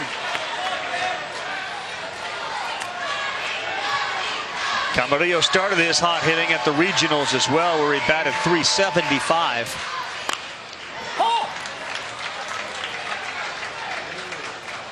Still throwing as hard as he was in the first inning, but now with 79 pitches.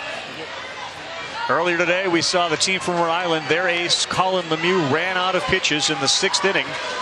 And it was then that they gave up the runs to Iowa and lost 3-2. They were eliminated. Good battle here from Ali Camarillo. And regardless of what happens right here, this is a really good at bat. Yep. I mean, you're trying at this point to push that pitch count as much as possible. The next pitch will be the 7th that Ali Camarillo has seen.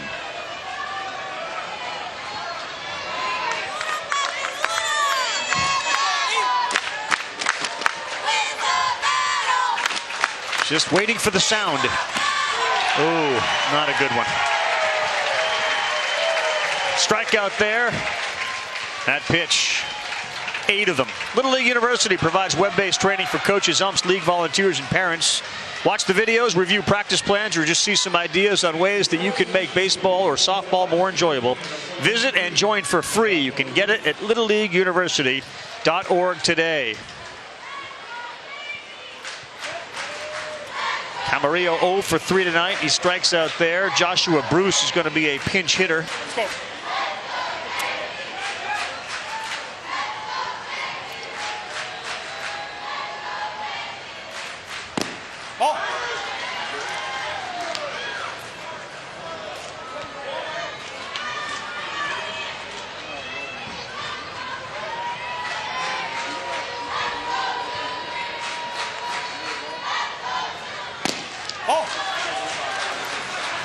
2-0. 2-0, and he is now running out of pitches.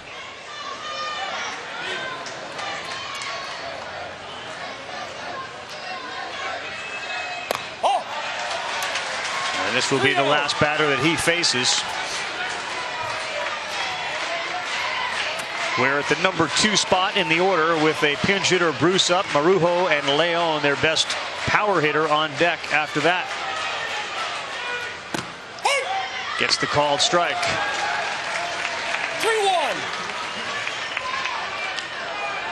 Might be a scenario where he's starting to get a little tired. You might see Bruce here take a second strike to try and get that base runner as McWilliams gets a little tired.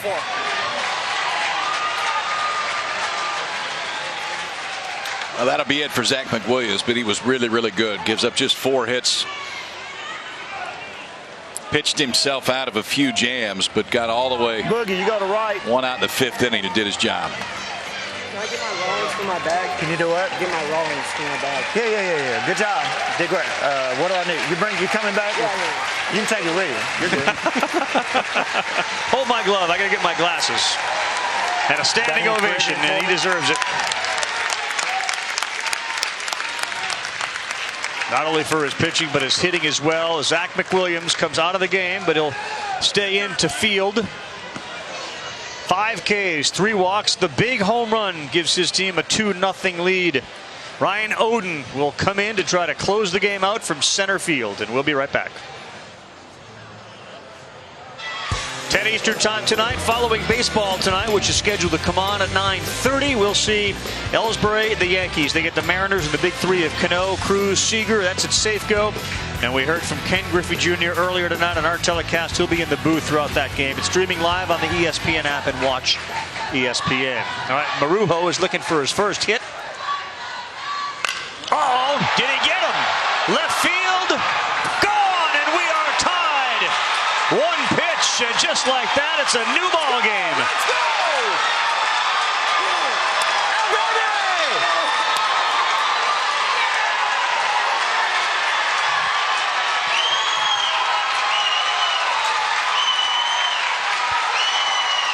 Started them off with a breaking ball, and he killed it. You know, Rav, we saw this in our earlier game today. Guy out of the bullpen, first two kids are swinging first pitch, bang, bang, 2 hits, game over, and Lucas Marujo not wasting any time right here. He got a breaking ball, first pitch breaking ball, and Booney dropped the head on it and changed his ball game with one swing.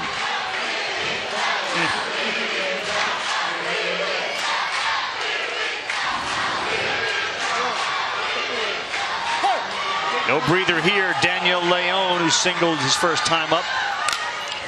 And again, even though California did not score early in this game, they were having good at bats. They were putting guys on base, and they were driving McWilliams' pitch count up, eventually knocking him out, and finally coming up with a big hit with a runner on base. There's McWilliams over there at third base. In there for a strike. It is remarkable how many pitchers at the Little League World Series, the regionals, first pitch, breaking ball. How many times we've seen it. They usually throw it for strikes. But first pitch breaking balls also get hit a long way.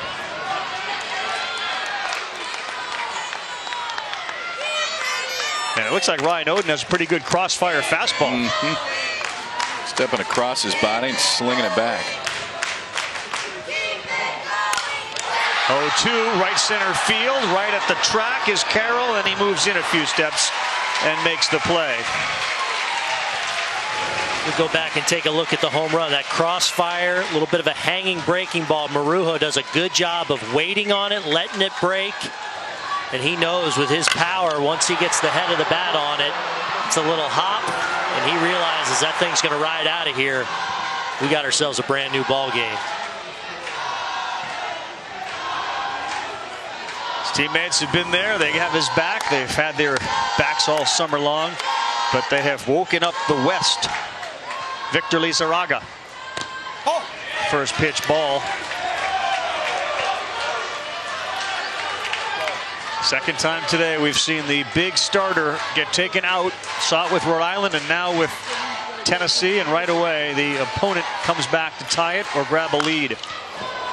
And it looks like they're seeing the ball a lot better. You know, Lizarraga too, before that pitch, moved up in the box almost to try to get that breaking ball before it moved. First pitch he was a little bit deeper, that time moved up about even with the plate.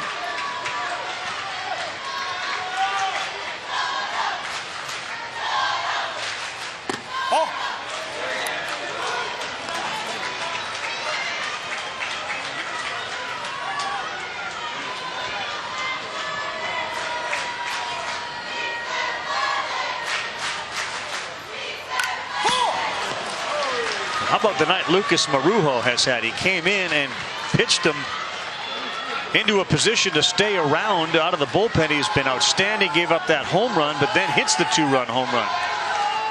He's been the story tonight so far for California. 2-2. Yeah, and you can't say enough about, he comes in and walks the first batter. It might have been 5 pitches, but on 4 pitches, struggling to find it. But it didn't deter him at all. He settled in, started filling up that strike zone, kept his team in the game, and delivers a huge blow to tie this baby up.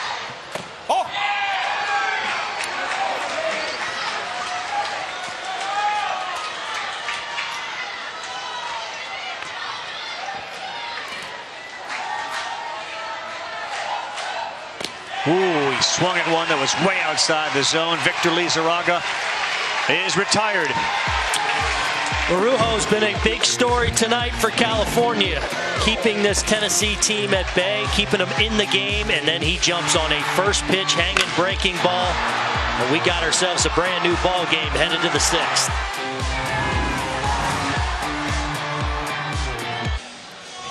We're back. Hope you're enjoying this one. It is the second great game on this field as coverage is presented by Kellogg's Frosted Flakes.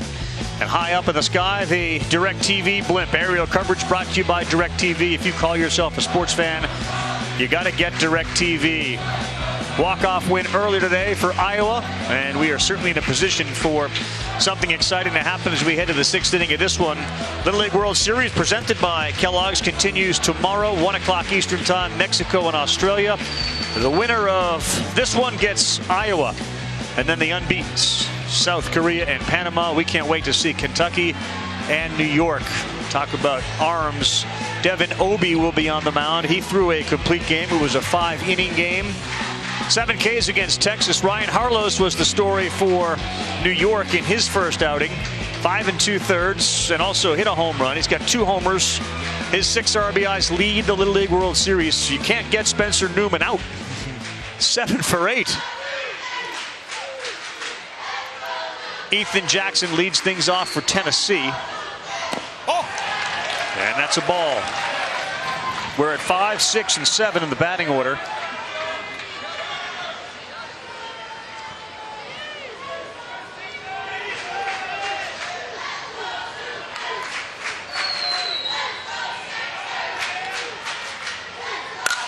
Jackson lines one over the shortstop's head into left field. It gets all the way to the wall. He's going to go to second. It's bobbled out there. And a good start for Goodlettsville as Ethan Jackson gets to second base. Well, this ball is really stung by Ethan Jackson. It looks like another breaking ball. A 1-0 count. We've seen Marujo willing to throw any pitch. Maybe not. Maybe a fastball there up and out over the plate. He puts his head down right away as he's hopeful that that gets through to the gap. Even with the little bit of a bobble out there, Jackson was not slowing down around first base. Big start to this inning. This batter last time went 4-6. Okay? So when he hit you a ground ball, you went there. The next guy struck out, swinging. All right? They've got to get him over. You guys are strong. Hold your ground unless it's hit hard. Got to get over there and cover that side. All right? So let's go. We've been here before. We're all right. All right, so there's the discussion about what the batters have done. The other part of that whole dynamic, and look at McAllister after that inning. He had just pitched a great game. It was 2-zip. He goes in there and he starts cheering his team on. McWilliams, I should say. No frustration. Let's go get some hits. And right off the bat, Ethan Jackson delivers a double. That's great to see from Zach McWilliams. The hero the other night was Robert Carroll. They got R.J. Moore in as a special pinch runner. And now there's a lot of pressure on Anthony Soto and Marujo not to have one go to the backstop with nobody out and a runner at second. And Soto made that look easy, but that was not an easy scoop. A little short to the backhand side. Well, that one almost hit him in the elbow, and then it's called a strike. Robert Carroll had the big double the other night, that walk-off win. It was over the right fielder's head. Trying to do the same right there, trying to take it the other way. This was that swing and a game winner in Game 1 against Oregon. Game that Zach McWilliams threw so well on the mound, but this was the difference at the plate. 2-run double to end it right there. You need those kind of wins, and Tennessee got one. And when you looked at the replay, it was a very difficult play for the right fielder. Ooh, Carroll gone. Good pitch. Went up the ladder to get him. Good pitch, good plan, too. Yes. Anthony Soto, the catcher, you could see how early this target was set. He's almost standing straight up. Watch as Soto comes into the frame where he's not even squatting, making sure that target's up and out of the zone. They can elevate the fastball, get a swing and a miss. It's exactly what they were trying to do. All right, Ryan Oden would like nothing more than to get the lead back that he gave up on the mound with that home run. Hits it on the ground. It's underneath the glove of the third baseman. Moore goes to third. He stops there. And now going to second. Heads up base running by Ryan Oden. Good job as Cordero out there in left never really looked there. He was consumed with Moore at third base, and Oden gets into scoring position. Yeah, and it's a good swing, and it's a really tough play over at third base, too. It's kind of that tweener hot for Lizarraga. But watch the base running here, too, how far he goes. He's halfway reading the throw. And when there's hesitation out in left field by Omar Cordero, then the base runner's off and heading towards second base. Now the double play's out of order. It changes the inning. And that good, aggressive heads-up base running wasn't too aggressive to make sure they make the throw right away. Read the throw and was on to second base. All right, so Brock Duffer bats now. On the bag, anything deep's going to score you. One out, infield in. Be careful of a pass ball or wild pitch with Moore at third base. Duffer, slow roller. No play at all. Wow. Marujo had it. He had the idea, and it almost looked like he slipped when he decided to throw to first. Yeah, he got twisted around a little bit. A little surprised to not see Tennessee going on contact, especially weak contact here to the right side. Feel like if Moore would have been off on this, would have been very difficult for Marujo to make a play. But as you can see, he's thinking that runner's going and just cannot get his body turned back around. A little stumble. And I think Lucas Marujo, the pitcher, was thinking the exact same thing. I think he was shocked when he turned around and didn't see a base runner. This is John Luke Simmons. He bats in the 9th position. You got Moore, who's a pinch runner down there at third base. Oden out there at second base. And Duffer at first base.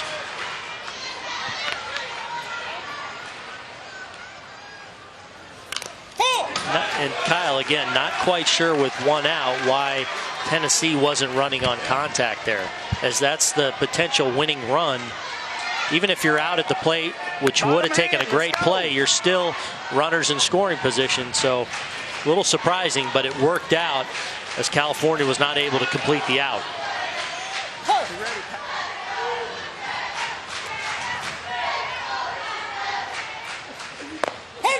In there, good pitch, strike two. Simmons was thinking fastball. He threw him a slow curve. Yeah, and a good idea, too, because the first pitch of the at-bat, John Luke Simmons took a really good swing at it, just missed it. So comes back, tries to backdoor that breaking ball, threw it where he wanted to. We got a lot of praying going on both sides right now. A little worried about breaking ball in there. You might see that high fastball again. Simmons swings and misses. It was just that.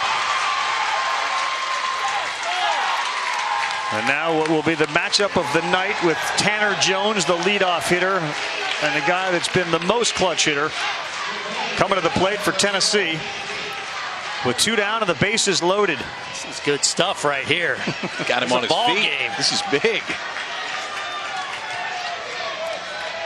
Came in 3 for 6. They've kept him in check tonight. Can they do it one more time?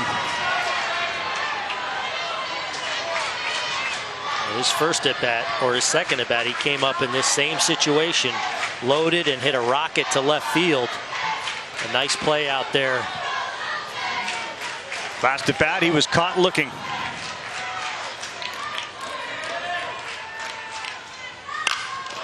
Lifted deep to right field.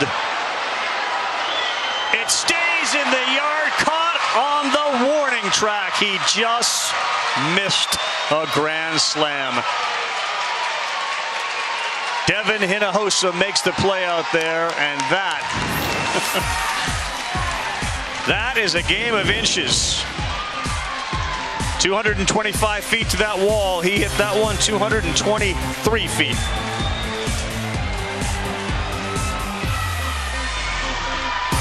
That worked out well for Marujo. He leaves the bases loaded, and no.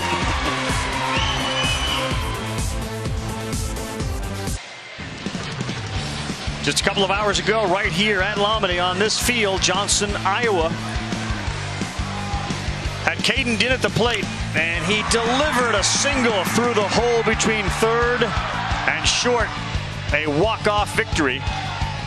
Will we see another one tonight? Iowa beat Rhode Island by a final score of 3-2, thus eliminating the team from Warwick, Rhode Island from title contention.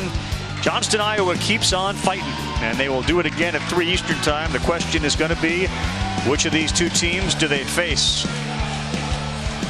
Two good teams, too, Tennessee and California. Kentucky and New York unbeaten at 2-0. One hit can do it. Cordero leads off. First pitch, right field. They were playing so deep it's going to drop in front of the right fielder. Isaiah Page was like back up against the wall type deep. And Cordero leads off with a single. And you don't mind that defensively. You want to make sure that nothing gets by. If they're going to get a hit, it's just a single, and no chance right here for Isaiah Page to make the play. But one pitch, and California's got a base runner on here in the 6th inning.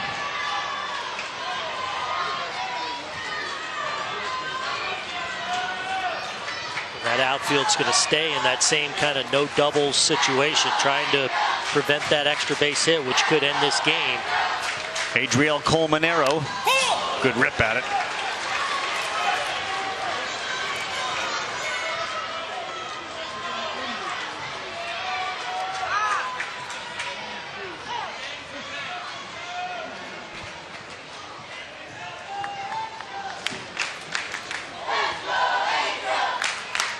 Mom Christie's a nurse. Dad, Eric, watching their 6-foot son, Adriel, I should say, Genevieve and Robert, watching their 6-foot son. Rip one to left. And it stays up, and it's dropped by the center fielder. Robert Carroll ran around the ball, and now 2 men are on.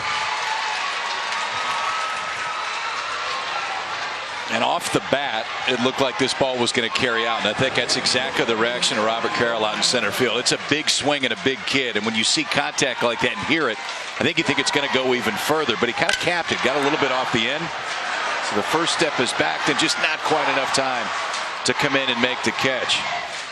So the first 2 on in the inning now for California. It takes just 1 to win it. Devin Hinojosa. McWilliams in at third base.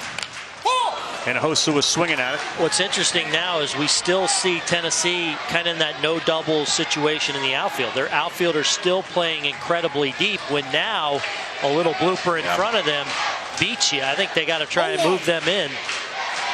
And you know, they may tell you that that's what burned Oregon the other night. Their outfield was so shallow, the double went over the head. That one misses.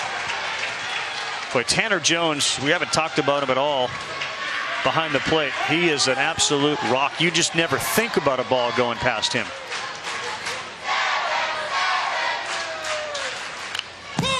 Good rip from Hinojosa, and a good pitch too.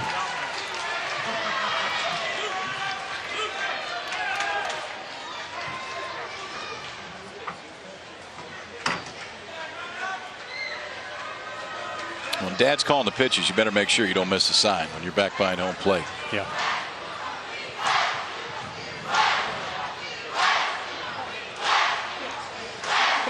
Come on, babe. What do you think the message there is? Look, any ball to the right side, we get a guy to third base. We don't need a home run. I think it's definitely, hey, put this thing in play. You've had a couple of good swing. That last swing on a pitch right there, you're right on. You want to right field, it's going towards the netting. But that's how his swing's been this entire at bat. It's been back through the middle, kind of the other way. Nothing wrong with the swings. We'll see if Oden at some point here tries to expand the strike zone, as that inside out swing has now gotten the outfielders to shift their pitch. I had my hand out. It's now gotten the Tennessee outfielders, especially Robert Carroll in center field, way over in right center. Isaiah Page over shading the line in right field, thinking that Hinojosa is trying to work the ball the other way. Another one up here. They have taken 17 swings. 17 swings against Ryan Oden, and they have yet to have a swing and miss. Well, Hinojosa's taking some real good swings here. The inning started with Cordero a single, followed by Colmenero a single. They got 2 men on.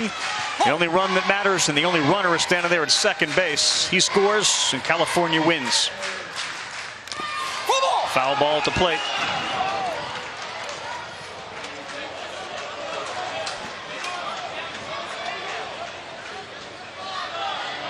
This will be a tough one if Tennessee can't hold on after Tanner Jones missed a grand slam by about 3 feet in the top of the 6th. Hinojosa misses. He's out. And a first swing and miss that he's gotten. Good job there by Tennessee. Oden and Jones. Hinojosa swung at the breaking ball down and out of the zone and just did get a piece on the previous pitch, so they expanded a little more down, and the trust that Oden has in Jones to go down and block it. He blocks it flawlessly to keep that force play in order and to keep that winning run from moving up to third base. Just think of that at this age. I mean, you're comfortable throwing a breaker ball in the dirt with a winning run standing on second base because you know the guy back behind the plate is going to keep everything in front. Cordero comes off the base at second, and Guevara now at second as a special pinch runner. Santi Garcia will bat.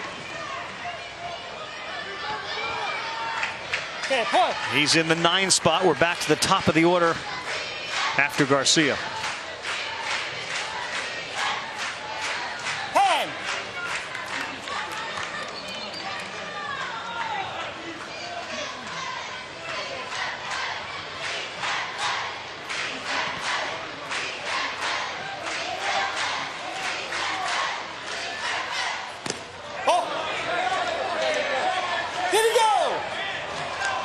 Ball 1, no swing.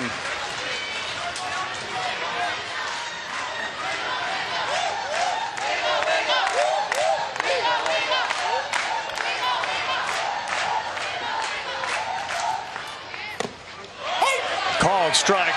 Delayed call, but he got a piece of the plate with it. And it's 1-1. Ali Camarillo on deck, the leadoff hitter.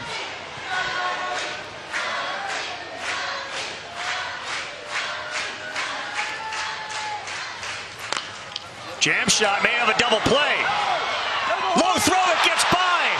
Guevara's out. It's the second runner, Colmenero. He's being waved in. Here he comes. Out at home. He's called out at home.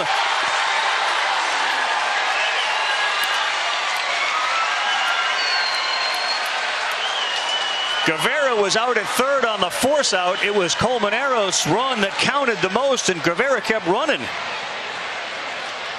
And now we're going to probably have a review on this. Yeah, I think you have to review it anyway.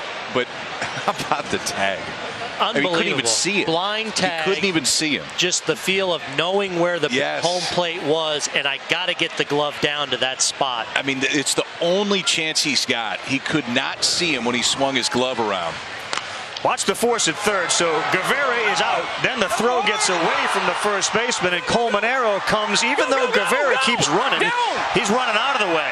Watch this. I mean, it's just throwing the glove out there, and I think he got him. The first look, it looks like he got him. He can't see him at this point. Throw the glove to where you think he's going to end up.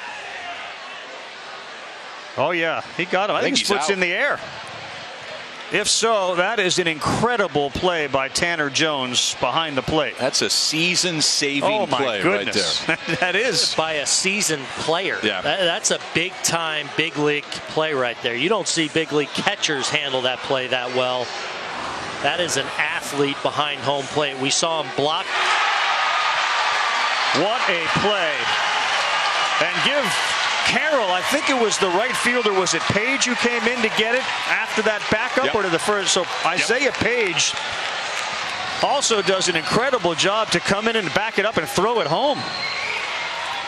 Well, think about Jones that inning. The strike 3 blocked the ball in the dirt to keep that force play in order. The ground ball there to third that gets them the force play, and then a great athletic play to save their season. Well, and this is the inning after he just missed hitting a grand slam. Yeah. I mean, by 2 feet, by hitting a grand slam, don't want to give it him. Didn't take it onto the field, and made 2 giant plays behind the plate to keep this game going. Fielder's choice, and then the error on the third baseman, and then 9-2.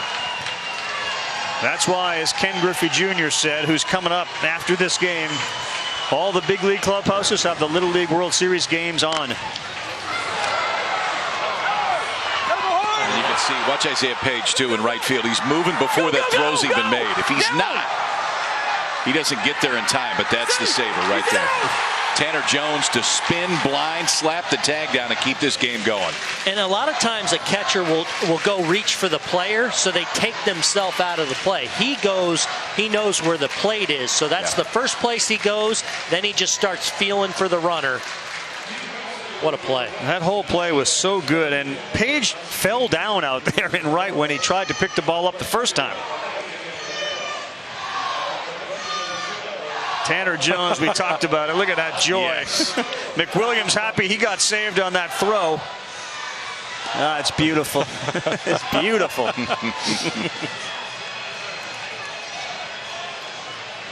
What a game. So we go to the 7th inning now, and the winner does stay and play for the championship, and the loser will be eliminated. And welcome to the Little League World Series, Booney. This is working out well for you. All right, first day. First day. We got action. We got a lot of action. You had the fried dough, then you stood up and watched that inning, and now we're going to the extra innings. How many times do you think you went back and had seconds, thirds, fourth of the fried dough? I mean, we might be double digits at this point. Yeah, we're at 4. I think that game-saving play there kept it from being 5th as we stayed here through the break. Well, won't be long. Next, Jones, Tyler up. And the new pitcher is John-Luke Hobdy. 13-year-old, 5'3". He appeared in 2 games. He struck out 3, didn't walk any.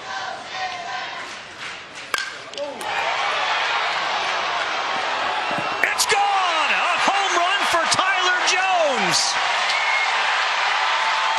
And Tennessee is on top.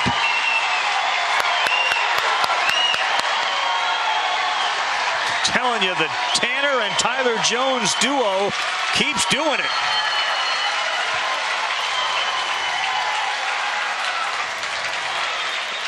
Well, true to form, as you've talked about, those relief pitchers come in throwing first pitch breaking ball, which Hobdy did, but then he goes to the fastball on the second pitch. It's up, it's out over the plate, and we've seen a ton of good swings from the Jones brothers throughout this World Series. He stays on that and drives it the other way, and just does sneak out as it hits the top of the wall and bounces out to give Tennessee the lead here in the 7th.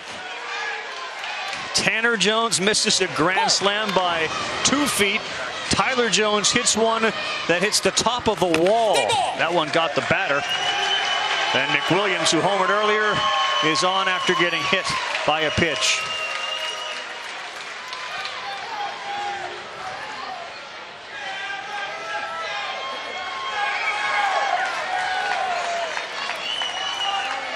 We have a lot of confidence in you to get us a ground ball right here, okay? But you got to believe in yourself. All right? Okay? Let's settle down, work a ground ball.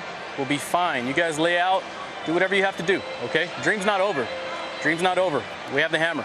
All right? Come on, pick yourself up. Let's go. Like that message, too. Yep. I mean, you like the messages when it's what's going into their mind is something positive that's going to happen next. Just envision yourself rolling the ground ball. This infield, we've already seen how good they can be. Just trying to leave them with something good in their mind. 1 run here in the 7th, a home run from Tyler Jones. In this elimination game, Tennessee's climbed on top of California in a game that's had more big plays in it than any other game we've seen so far at this World Series. Carson Rucker.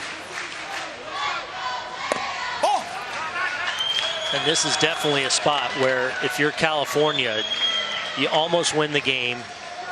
First batter home run you lose the tie. Yep. You can't get down in this spot, especially when you've got the top of your order due up next inning. You've got McWilliams, the ace pitcher, out of the game. Exactly what the coach said. make a pitch here. A lot of confidence in a ground ball.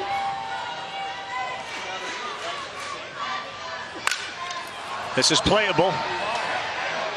Guevara going back. He's under it and makes the play.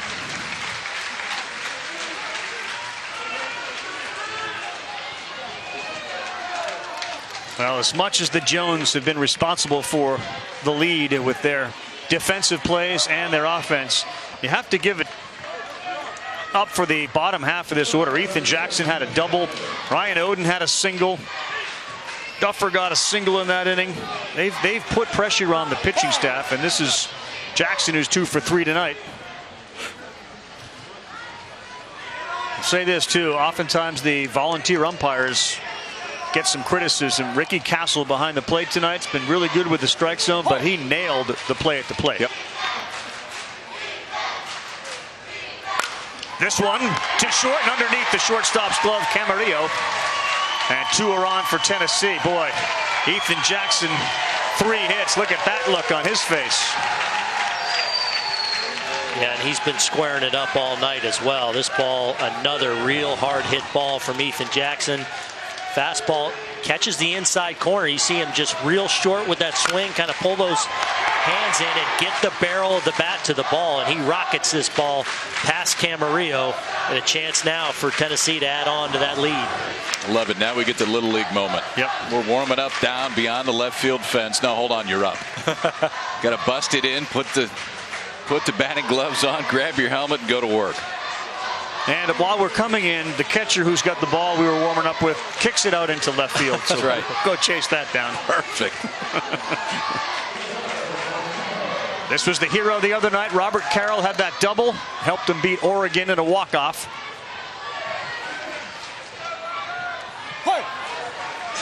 That's Zach McWilliams out there at second base and Ethan Jackson at first.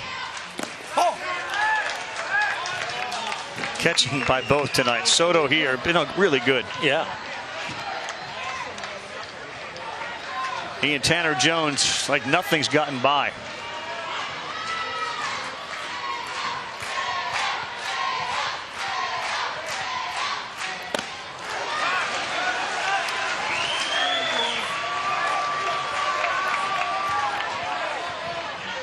First 4 innings, Tennessee had 2 hits. Since then, 6 hits and 2 home runs.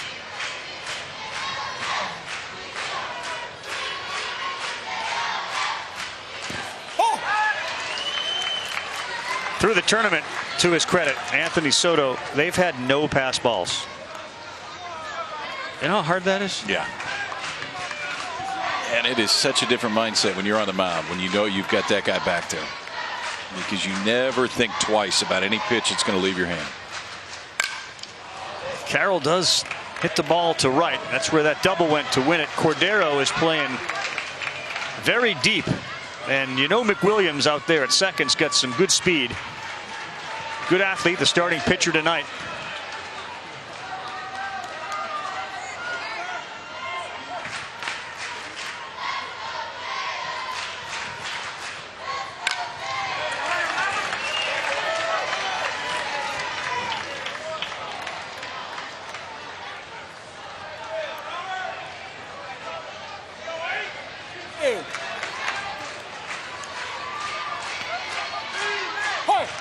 Robert Carroll's first year with the team.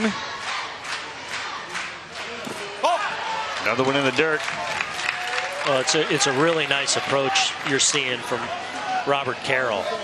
We're seeing that kind of thinking back through the middle the other way. He's been a little late on some fastballs, but good swings. But because he's seeing the ball long, that allows him to lay off that breaking pitch in the dirt. 3-2. Ball 4. So Carroll, who's the youngest of 5 boys, goes down to first base. And Hobdy is in a bit of a pickle here with the bases loaded.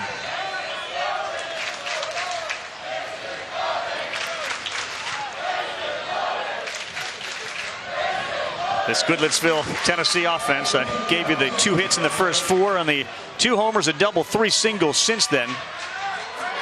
The 5 through 9 hitters, 6 for 14. Ryan Oden.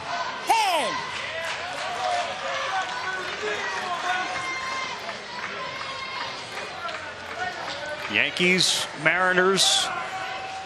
Ken Griffey Jr., the Hall of Famer, standing by and on deck, and we'll get you there as soon as this one wraps up. Inside to Oden. Hobdy's kind of begging for one out there.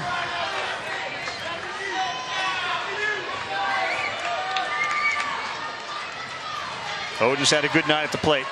2 hits.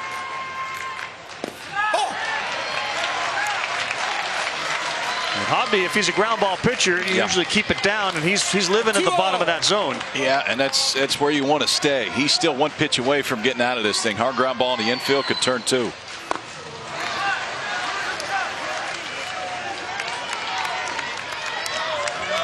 Remember the top of the order for California coming up in the bottom of the inning. Big difference, 1 run and then anything else.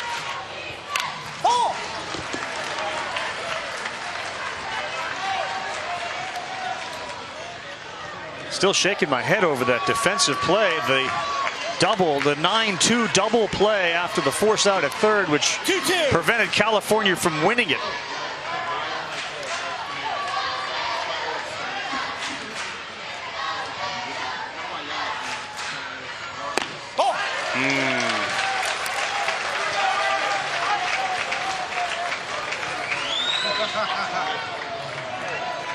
All right, John Luke, let's throw a strike here anyway. 3-2.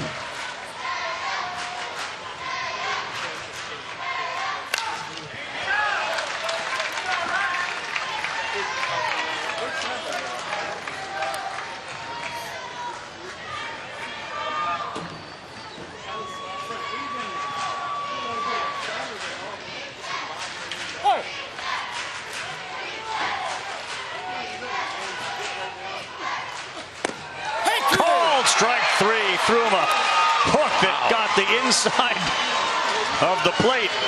3-2 breaking ball with the bases loaded. It just drops it right in there. Attaboy. Well, and if you're Oden there, you know you're selling out on fastball. Yeah. You know, knowing that situation. Up a run, bases loaded. He doesn't want to walk you. He's thrown back-to-back fastballs. Maybe a little bit of a generous call, but a gutsy pitch by John Luke Hobdy to get a big second out.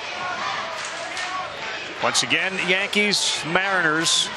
Yankees, all the guys you used to talk about. Now you talk about the young players. Sanchez with all his home runs, the catcher, and the Mariners, the other big part of the game, Ken Griffey Jr. in the booth for ESPN tonight. That one's ripped into left off the bat of Duffer. 1 run comes in. Here comes the second to throw home and out. But McWilliams scores. They add 1. Duffer with a big RBI. And we'll see if that extra run proves to be critical. Tennessee leads California 4-2, and all the action we've seen in about the last 15 minutes, including Tanner Jones slapping the glove on the would-be winning run, Coleman Arrow. That led to all the elation. And then a new pitcher, and just like that, Tanner's brother Tyler hits one off the top of the wall for a home run. Gave them a 3-2 lead. They just added on 1 more. Goodlettsville, 3 outs away from staying alive at the Little League World Series. Our score, Tennessee 4, California 2, as we get set for the bottom half of the 7th inning. And of course, coming up next, the Yankees will take on the Seattle Mariners. You got Taijuan Walker on the mound. He is set to face Jacoby Ellsbury as that one is just set to start. And we promise we will get you there to Boog Shambi, Rick Sutcliffe, and Ken Griffey Jr. in just a moment. That's what it looks like. That shot. That's perfect. California tag just applied to the second would-be run for Goodlettsville, Tennessee. McWilliams came in to score the run, and that gave them a 4-2 advantage. And Ethan Jackson was thrown out. All right, this is the top of the order. Let's see what we got with Ali Camarillo leading things off in the bottom of the 7th against Ryan Oden. Swing and a miss.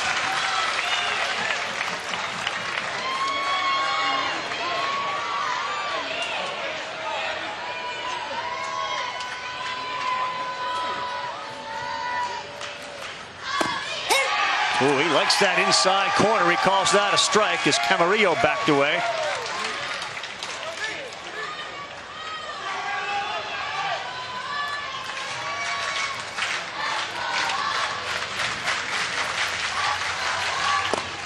A little high. Good idea. I think you'd expand one more time, maybe with a breaking ball this time, to see if you can get a chase, and then don't mess around after that. 1-2, little blooper. Is anybody going to get it? No. And Ali Camarillo leads things off for California with the bloop single in the bottom of the 7th.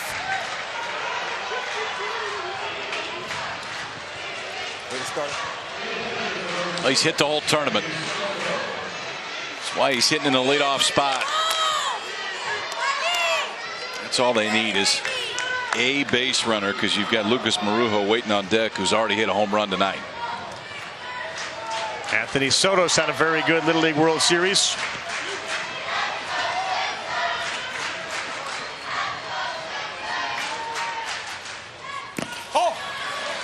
He'll throw it down there. You got to be careful with Tanner Jones behind the plate.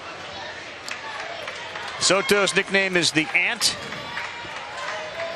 5'2", 97-pounder. Foul ball.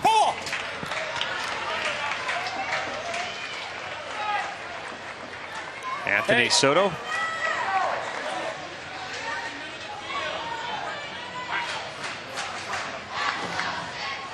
Coach and the kid.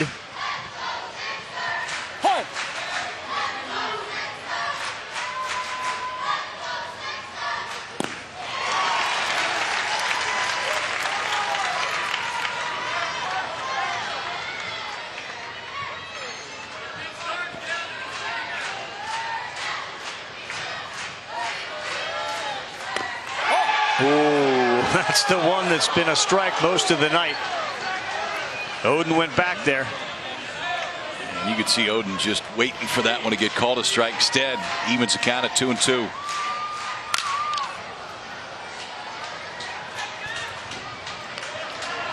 CC Sabathia, the Yankees. Taijuan Walker, the Mariners. Coming up as soon as we're done here with the Little League World Series in Williamsport, Pennsylvania. Elimination game. Loser is done. Called strike 3. Got a piece of the corner. And a big strikeout for Ryan Oden. Well, Anthony Soto had seen a breaking ball earlier in this at bat, but it was inside. This time tries to throw that one on the outside part of the plate, and a good job by his catcher again, Tanner Jones. Frame that one up, go try to get out in front of him, and a big first out right there for Tennessee. Big first out, and now the big hitter, Lucas Marujo. Oden came in to pitch. The first pitch he threw was a breaking ball, and Marujo hit it for a home run. Maybe a little reminder of that coming here from Joey Hale. Oh, good job. Hey. What's the word for thank you? Donkey. All I can say is donkey. Because that's a good job. All right, hey, let's get these last 2 outs, okay? Last 2 outs. You're in center field. No, he's available Thursday. Yeah, they got a 4-2 lead, and this is as much about the pitch count. Getting him out 35 allows him to be available Thursday, but that assumes they win tonight and then again tomorrow. The other part of it that I think's all right is he's already seen Oden. He's already hit a home run against him.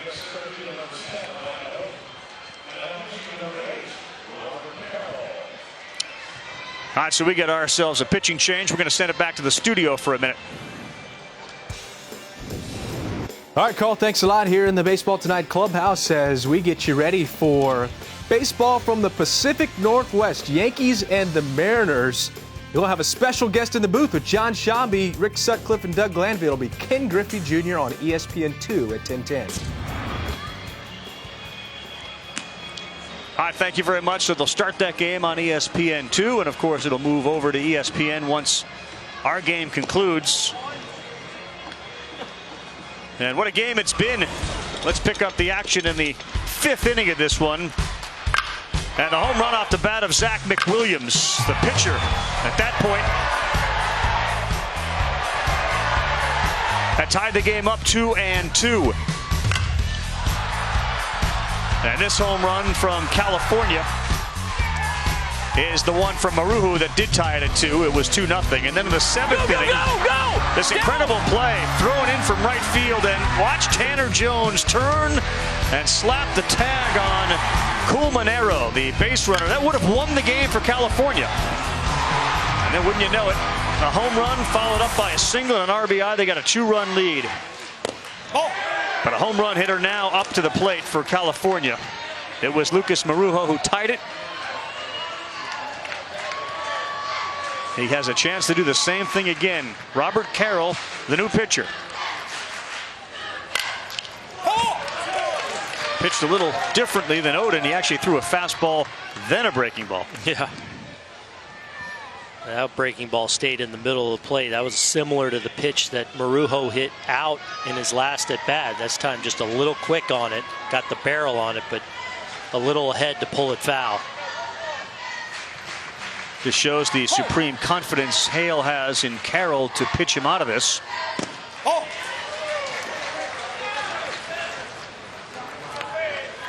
And again, for Robert Carroll, this is a team that's been together for a long time. This is his first year with the team. On the ground, tough play here. McWilliams can't do anything with it. Wow, he went to throw the ball to second, and he bobbled it a little bit. The good news is he didn't throw it away. Well, he does a great job of giving ground so he can get himself a decent hop. So his internal clock worked perfectly. Watch him give a little ground to get that, and he secures it. He just fumbles it on the transfer in his haste to get that lead runner at second base. A great effort. But now the tying run on base for California. The tying runs on base, the winning run at the plate in the form of Daniel Leon.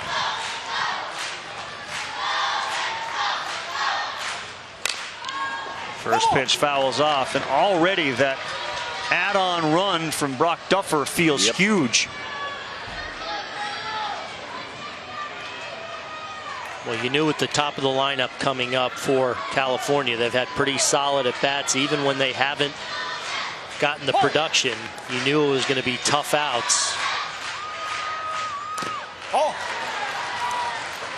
It was 2012 that Goodlettsville, Tennessee and California played the best Little League game, most exciting I'd ever seen.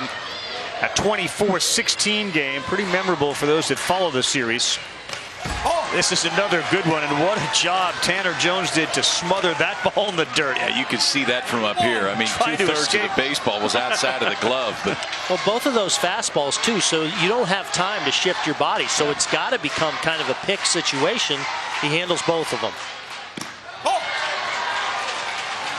Now Robert Carroll's got to start throwing some strikes, and that perhaps is exactly what Joey Hale is thinking here. Behind 3-1.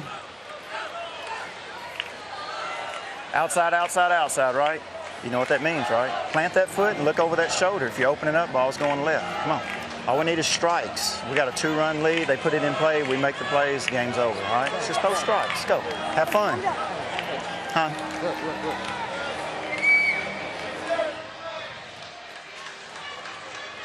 Robert Carroll's got brothers Travis, Jimmy, Gordon, and Matthew. 2018, 16, 15. He's the youngest, and he's 12. It's a good way to get your older brothers jealous right there. Exactly. Exactly. 3-1. Good pitch, jam shot. Is he going to do it again? Dillard. Double play, and that's it. Easton Dillard does it for the second time tonight. And Goodlettsville wins, and California's eliminated. You heard the coach say, make a little adjustment. He made the adjustment, moved the ball inside, and said, trust your defense. He gets weak contact, and another outstanding play by Easton Dillard, almost the same one he made early in this ball game.